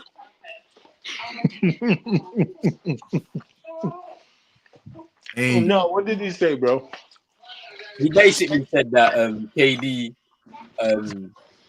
without KD, the Warriors' legacies, like I think Clay, Steph, and Draymond, wouldn't be the same because of what KD was able to do to help them win those championships. I agree. Yeah. I agree because I mean, people like people wanna like you can bash KD for the move all you want, but you can't. You're not just gonna sit there and act like he wasn't like a big part of why they won. You know what I'm saying? Yeah. Um, if it wasn't for him and them going back to back, you're right. There's no dynasty, like because let's be honest, like who was there before KD? Harrison Barnes, solid player, but it wasn't. No, he's. Well, let's not say that because there's no point in saying that. But like it's Harrison Barnes, like that's a solid piece that you have. You know what I'm saying? That when you got 3-4 guys that are high caliber, like KD, Steph caliber, are a caliber that Clay been at, but they didn't have a KD when they had Harrison Barnes. So that's why he had to go. KD come in and they went on to win championship. And you can also say, well, Braun didn't have no help, blah blah blah, because I felt like if Kevin Love didn't go down and Kyrie didn't go down game one of the finals, if one of those guys was there with Braun, I don't think the Warriors win the first one. Yeah. I'm just being honest. I don't think they win the first one.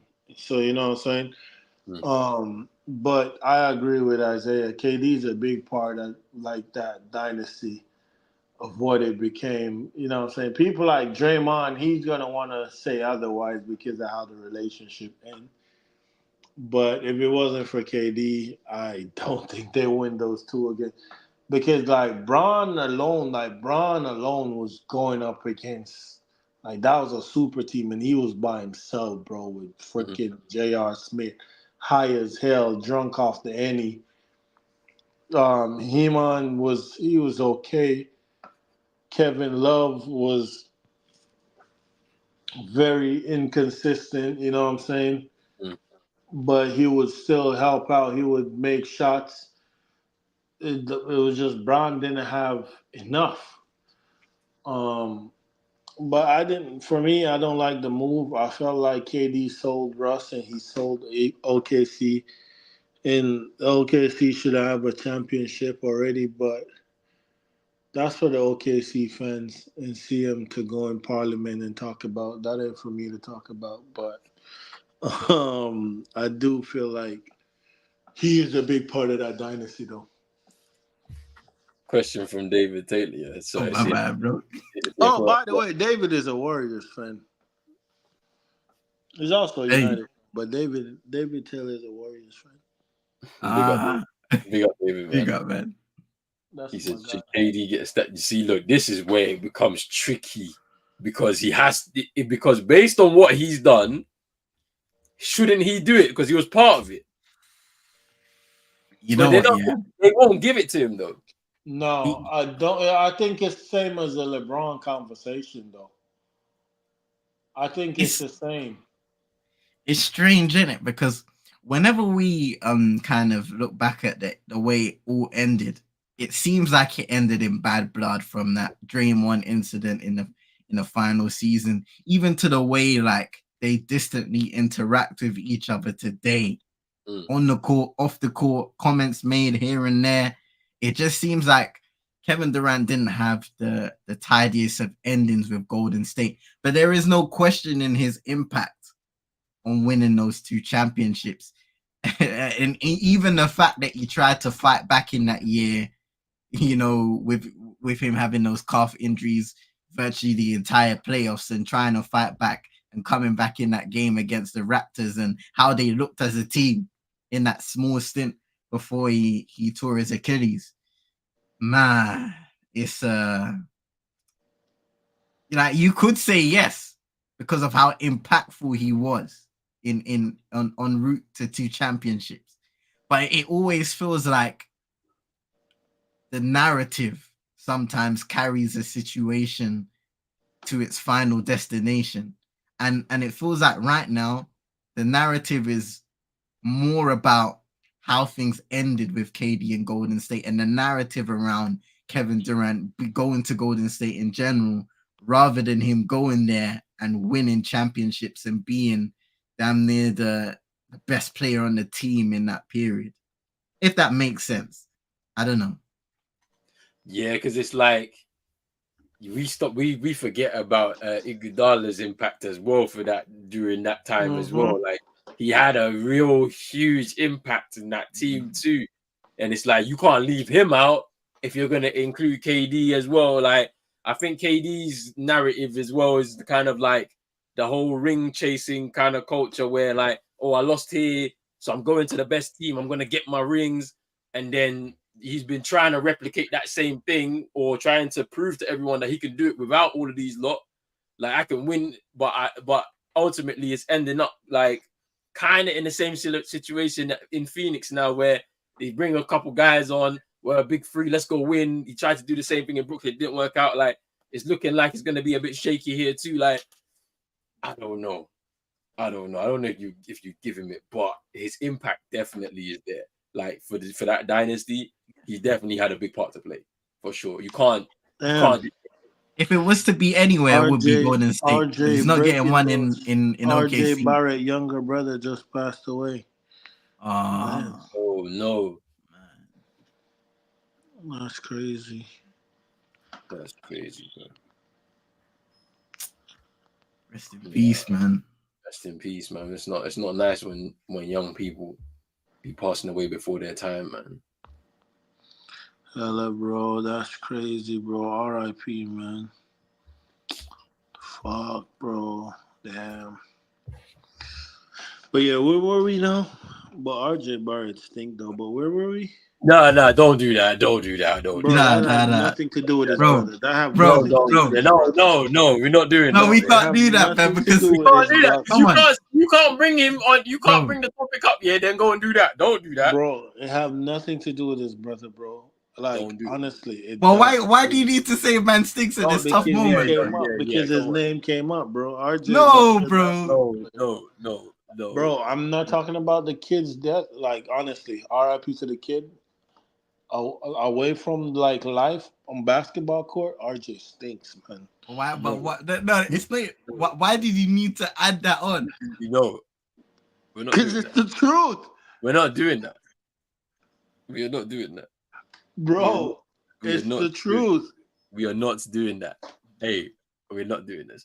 We are not doing this. That's like LaMelo getting hurt, and I'm like, Lonzo stink, bro. Like if I bring it up, like you would do that too. Don't lie, huh? You would do the same thing. I know. That's what I'm saying. It's the same because one the brother like LaMelo came up. Hey, just stop while you're behind. You stop stuttering. All right, man. All right. R.I.P. to Nathan Barrett, man. Younger brother of damn, Sabonis is 9-0 against AD. Nah, AD stinks, man. It's 10-0, bro. It's 10-0. All right, people, we're gonna end the show right here. Big up to everybody. No, but all seriousness, the rest in peace to the young man. That's crazy, bro. They didn't say how he passed, but I hope the family, you know what I'm saying? Hope the family can get some closure and find peace. And I hope RJ retire from basketball, man. But yeah, man. Roland, don't look at me like that, bro. Don't look at you, bro. You're the one that's doing this. Look why you're behind. Hey, why you're behind. Hey, listen, yeah. Listen. Let me just say this, yeah. First and foremost, rest in peace. RJ Barrett, health, strength, and guidance to your entire family. Thank you to everybody in the comments, and David Taylor. Thank you for coming through. We hope to see you in future episodes as well. Super Nick as always, and just everybody for their continued support. And we're here every Thursday, 10 p.m. UK time, Big Free NBA show.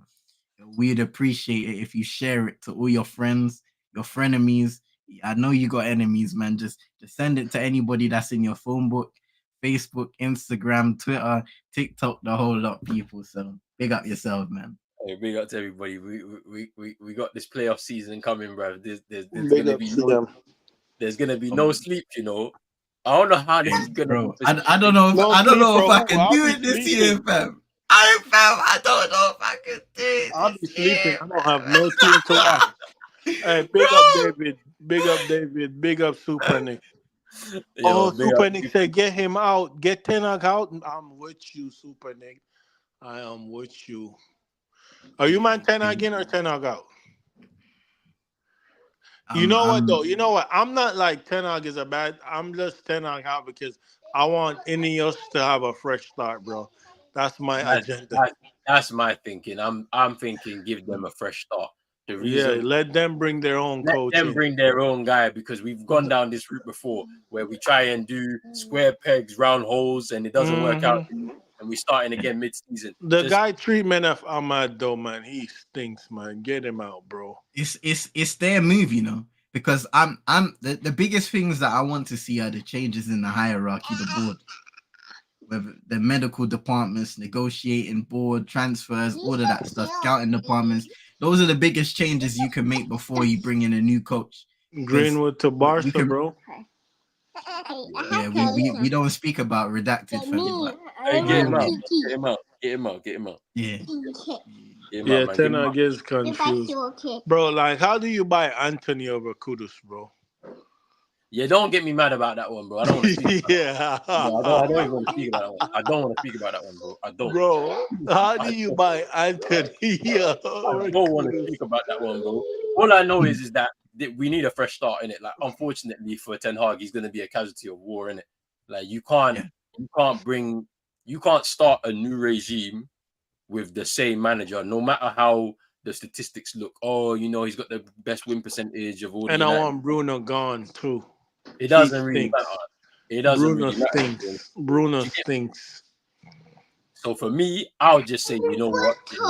Let's just move on. Okay, Roland. Yo. Hey, I agree, Super Nick. Super Nick knows ball. She knows what she's talking about, CM. Hey, take a thing or two from mom. Mom knows what she's talking about. Overrated manager, man, and overachiever. Hey, CM. Roland, CM. Do you man think Bruno and Rashford should be here under the new regime? I don't think so. I say both. I sell them both in the summer. They say PSG want Rashford. I'll sell him. I will sell him. But let me ask you something. Yeah, do you rate either of them? Huh? Do you rate either Bruno or Rashford? Do I rate them? Yeah, do you rate them as players? Like, generally, like, do you rate them? I like Rashford. I rate Rashford. I don't rate Bruno. But how can so how much do you man selling Rashford for if you man rate him? PSG want 88. PSG saying 88 million. I'll take it. I'll take that. In today's market, for a player like Rashford, you're selling him for 88 million. 80 million. Yes. I'll take But he's that. worth way more. He's worth way more than that. No? How much? 360 million. For being real. You lick your head, man. What'd you say, mama? Man, hey, no. You can't do that. How much is Bruno worth? How much is Bruno worth? End the show. No, I'm not ending the show, bro. Because Bruno could work a bag of chips, right? You man keep saying these men are bums and they're Bruno, bums and they're bums. Listen. Bruno could wear a bag of chips for all I care. So if they're bums, bro, I've never seen a footballer, bro, hate retaining the ball, bro. I love you. We can be up 3-0, Hey, bro. He's saying, I and love then you, Dad. He's saying that. He's saying, I love you, Dad. Just keep quiet. Bro, listen. We can be up 3-0. And Bruno was blasting ball. And when you look, we're down. We're 1 goal away from tying 3-2. And it's like, bro, just retain the ball and play football, bro. As soon as he gets the ball, long pass. No, man, I'm done with that, bro. I want to play football, bro. I want to knock it around, bro. Bless you, Papa. See, look, he knows. My thing is this, yeah. How you can't just go, all right, I'm starting this again. Them two players out when there's other players that you have to get rid of first. Surely. There's Maguire's and McTominay's and Wan-Bissaka's. Wan-Bissaka, my head is that guy should have been gone long time ago. He's still here. I'm just saying, like, if we're gonna do squad building properly, you get rid of the ones that are probably easiest to shift first. And then Bruno's 29, so he's on his way out anyway. Rashford is still valuable for what you can get out of him. Is Get just rid of that dog shit, Bruno, man. But that's my opinion anyway. Like, some people are straight away, let's rip the whole thing out. When you do that, that's the rebuild. That's dangerous, right? Because you can either do it that way, or you can do it in a way where you're slowly improving the overall quality of the team. So much so that eventually you can afford to push those guys away if those moments arise. Instead of just saying, boom, and then you don't really have anybody to plug in for them in the meantime. So you're going to have to suffer for maybe a year or two until you find the right players. Because I can't lie, yeah. Because when people are saying, "Oh, we need to replace Rafa," then I ask the question, "So who?" Then they tell me Rafael Leao. I laugh. The way I laugh when I hear that, yeah, because it's like they are the same player. If you don't watch them, that's why I know you don't watch them. They're exactly the same. And to be honest, Leao might be a lower level of it because he's not even consistent like that. But that's neither here nor there, isn't it? That's neither here nor there. My thing is, Super Nick said financial fair play. This one I understand. If you're going to do financial fair play, the Saudis want Casemiro out. Just let him go. Because if they're willing to pay 40 million for Casemiro at his age, I'm taking it. But here's the thing, Roland. Here's the thing. My thing with wanting Rashford out, it's not Rashford out. It's Rashford or Bruno. One got to go. You cannot win football with both of them in your squad. Like, you cannot win trophies with both of them in your squad, bro. But we can't even be talking no trophy talk right now. Exactly. And that's the point. So when trophy time come around, they're in their 30s. So might as well get rid of them now while you can't get some money for them. Yeah, Maybe but like to sit on them. But my question always is gonna be, if they're bums, who's paying the kind of money? Like, we actually have a Sancho out there. But that's your problem, though, Roland. That's your problem, bro. You are valuing Rashford at 160. Is he not worth that? Listen, though, but PSG, Barca, Man City, all these top teams can probably look at Rashford and say, well, I think his value is 90 million. You cannot say that you're valued at what you think. That's not the value. You got to gauge the market and say, okay, AC Milan is that's saying why he's not going anywhere. Inter Milan is at 110. PSG is at 90. But this is the reason why he's not going anywhere. Because you can't value him for anything. Because you're gonna take a loss anyway on whatever you think that you're gonna get. My thing is this. Bro, that's why you have to sacrifice. You have to sacrifice your Yeah, let me allow the chess thing because I don't even play chess, fam. I don't know what you sacrifice. Yeah, bro. you're about to start no, don't do that. My thing is, there's a Casemiro who's clearly declined. Casemiro is gone. Like, I'm not saying keep Casemiro. Get 50 million, 40 million, 35. Bro, I'm not saying to sell Maguire, Casemiro, Varane, because I'm thinking they should already be on a list going. So I'm not involved in them. I'm involved in the player that I'm thinking the club is not going to sell. The Rashford, bro, McTominay, Casemiro, Maguire, Varane, Lindelof, Luke Shaw, Wan-Bissaka. Who else? All of these guys should be on a list under Martial is out of contract, so he's gone. Who else? Ahmad and Sancho. Gone. That's a big list. And then Anthony too. And Anthony too. Sancho and Anthony, but bro, Ahmad have not been given a chance at Man United. I don't care. Let's be honest, we too, can get bro. money. Look at the Ahmad situation, We can bro. get money. You are not smart. Anthony, bro. Anthony continue to play back. He even came on that a game we was winning and cost us. Hey, it's over for Ahmad in this league. It's over. He's not gonna make it in this league, unfortunately. He's probably better suited to Italy, Germany, and Spain. That's all I'm saying. So cash in now. You're talking shit, man. You're a Celtics fan. I wouldn't expect cash in with him too. We already wasted so much time of his own career, honestly. And do you know what the thing is? We always speak about as Man United fans not selling players at the right time, bro.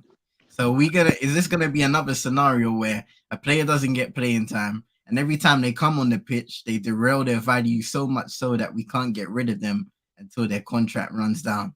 But CM, every time Ahmad come on the pitch, he shows that he should be on the pitch. I don't think so. I remember him playing against Nottingham Forest.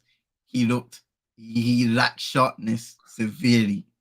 That's not the if he on loan somewhere. Yeah. Out. Those the players you go for first. Why are you trying to get rid of the people that have been ever present? Here's the thing, right? I'm all for players getting an opportunity. But I'm looking at him in this specific scenario. He's not getting game time. And we're not going to affect that. It's up to the manager and to whatever he's seeing on the training pitch to say, Ahmad, you're playing over Garnacho on the right wing, or you're playing over Anthony, or you're coming on instead of Anthony in a game. And that's not even happening.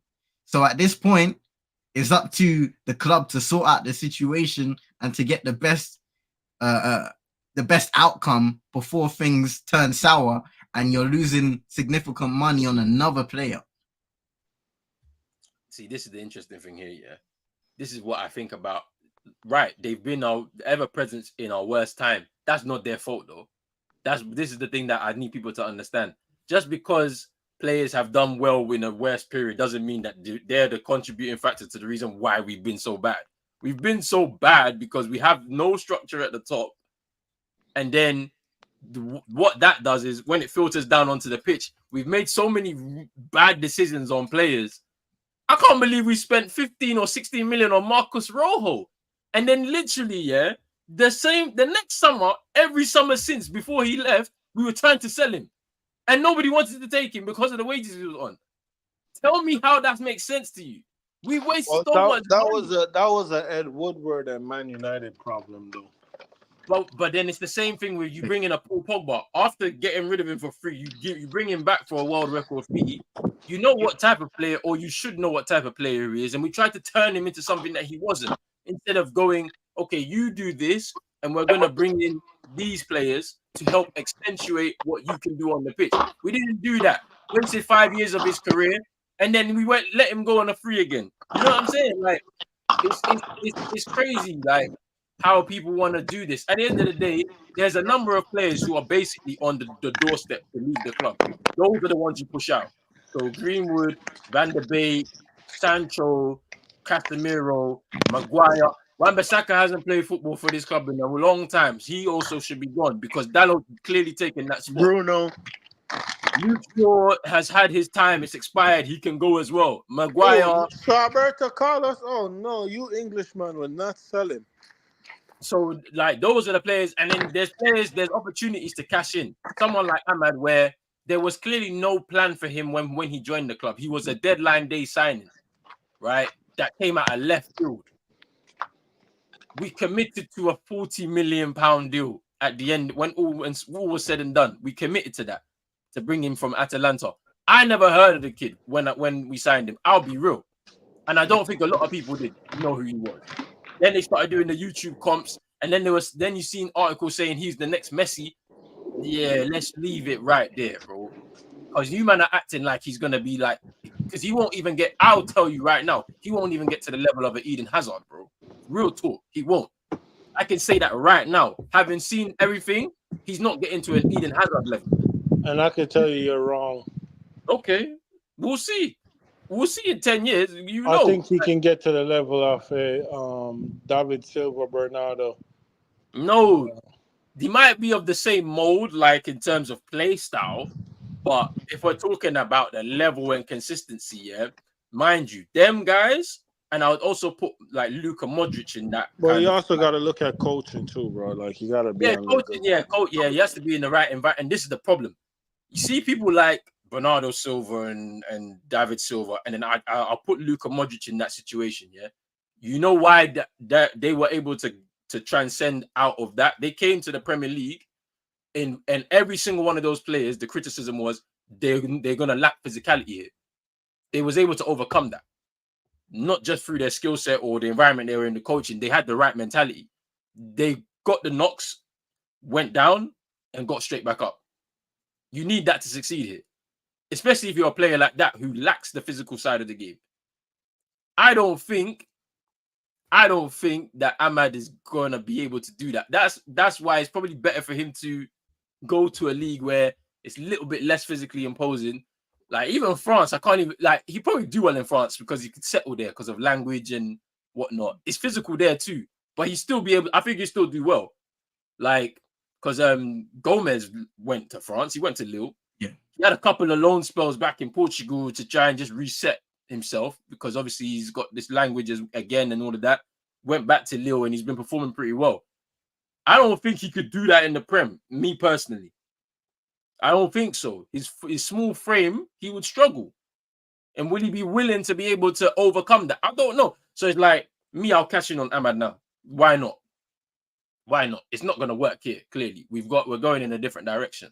We want to have a physically imposing team that's also technically good. I would assume so. Because that's where we're supposed to be trending right now. That's the Prem for you, right? But you know, everybody's just got their little agendas, man. They want to do Bruno and Rashford. Hey, there's players that are already out the door. It's out the door. Yeah, but David, let's not do this. It is physical. There is definitely physical, but the time and space on the ball compared to the Premier League is night and day. You hear players talk about it all the time. They played in the Championship, and we've seen it. There's players that have played in the Championship. They look amazing. When their team gets promoted and come to the Premier League, that same player does not look the same because there's no time and space on the ball because the quality is so much higher. So, because that's the thing, right? Physicality is not just about strength. It's about speed. It's about adaptation of what you're able to do in small spaces. Physicality can branch out into so many different categories when we're talking about elite football. So when you're talking about the very typically top leagues, especially the Premier League in this case, the top teams and the top players are able to operate in small spaces in minimal time with minimal touches. And you have to be able to do that at a high level, retain the ball, pass it off, play the ball forward. Especially for attackers, you need to be able to be efficient with the ball, especially in this era where people look at stats and take it seriously even more so than any other era of football, any other era of sports. If you're not efficient with the way that you control the football, but also off ball, the way you work off ball, then you're going to struggle to impose yourself and to be a valuable person on a top team. What get me is that you man gave Anthony a chance, but won't give Ahmed a chance. Anthony is neither physical nor technical. He's shit. He's just absolute shit. But Super Nick's right. And look, the coaching part is definitely important. But I think also, like, so you look at like someone like he had a small exposure to the Premier League when he burst onto the scene at Villa. Then they got relegated and he had to play a couple of seasons in the Championship just to acclimatize himself. Like United have definitely ruined Ahmad's development. Bringing him in and not sending him straight back out on loan again was where we failed. He should have just went straight back to Atalanta. At that time, he hadn't even broken through to their first team yet. Like, really. I think he played 3 games.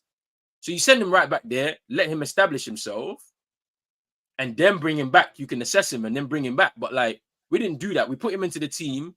Then he scores that goal against AC Milan, and everybody thinks we've got the next big thing because that's what usually happens at United. We have a young player, when they score their first goal, now you're putting all this pressure on him to expect him to do this every single game. It happens to all of the young players that we have. And then it doesn't really work out for him. We've made some bad decisions, like the loan spell at Rangers. I don't understand why we did it. I'm gonna let you finish, but like my guy Kanye say, I'm gonna let you finish. But at the end of the day, you're talking a bunch of bullshit because it just comes down to Ahmad not getting a chance. Because the loan spell at Ranger, it started off well, and then injuries, and then it got out the team and stuff. And yeah, but injuries as well is playing a The part. loan spell at Sunderland, though, come on, man, young player. I hear that, but he needed a platform to build on, bro.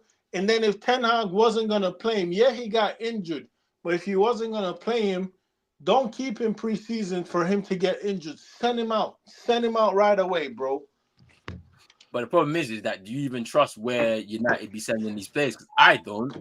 Bro, we got a shit manager. We got top talents, apparent top talents here that are playing in League One and League Two in England, bro. So what are they gonna learn there when you could send like it's all over the place? It's proper scattergun. So like either way, in it, like we should be ending the show right here in it because we could be talking about this all night in it. Big up to everybody, Super Nick, David, and then big up to everybody that's gonna watch on the playback. Make sure you're hitting the like button and subscribe button if you're new.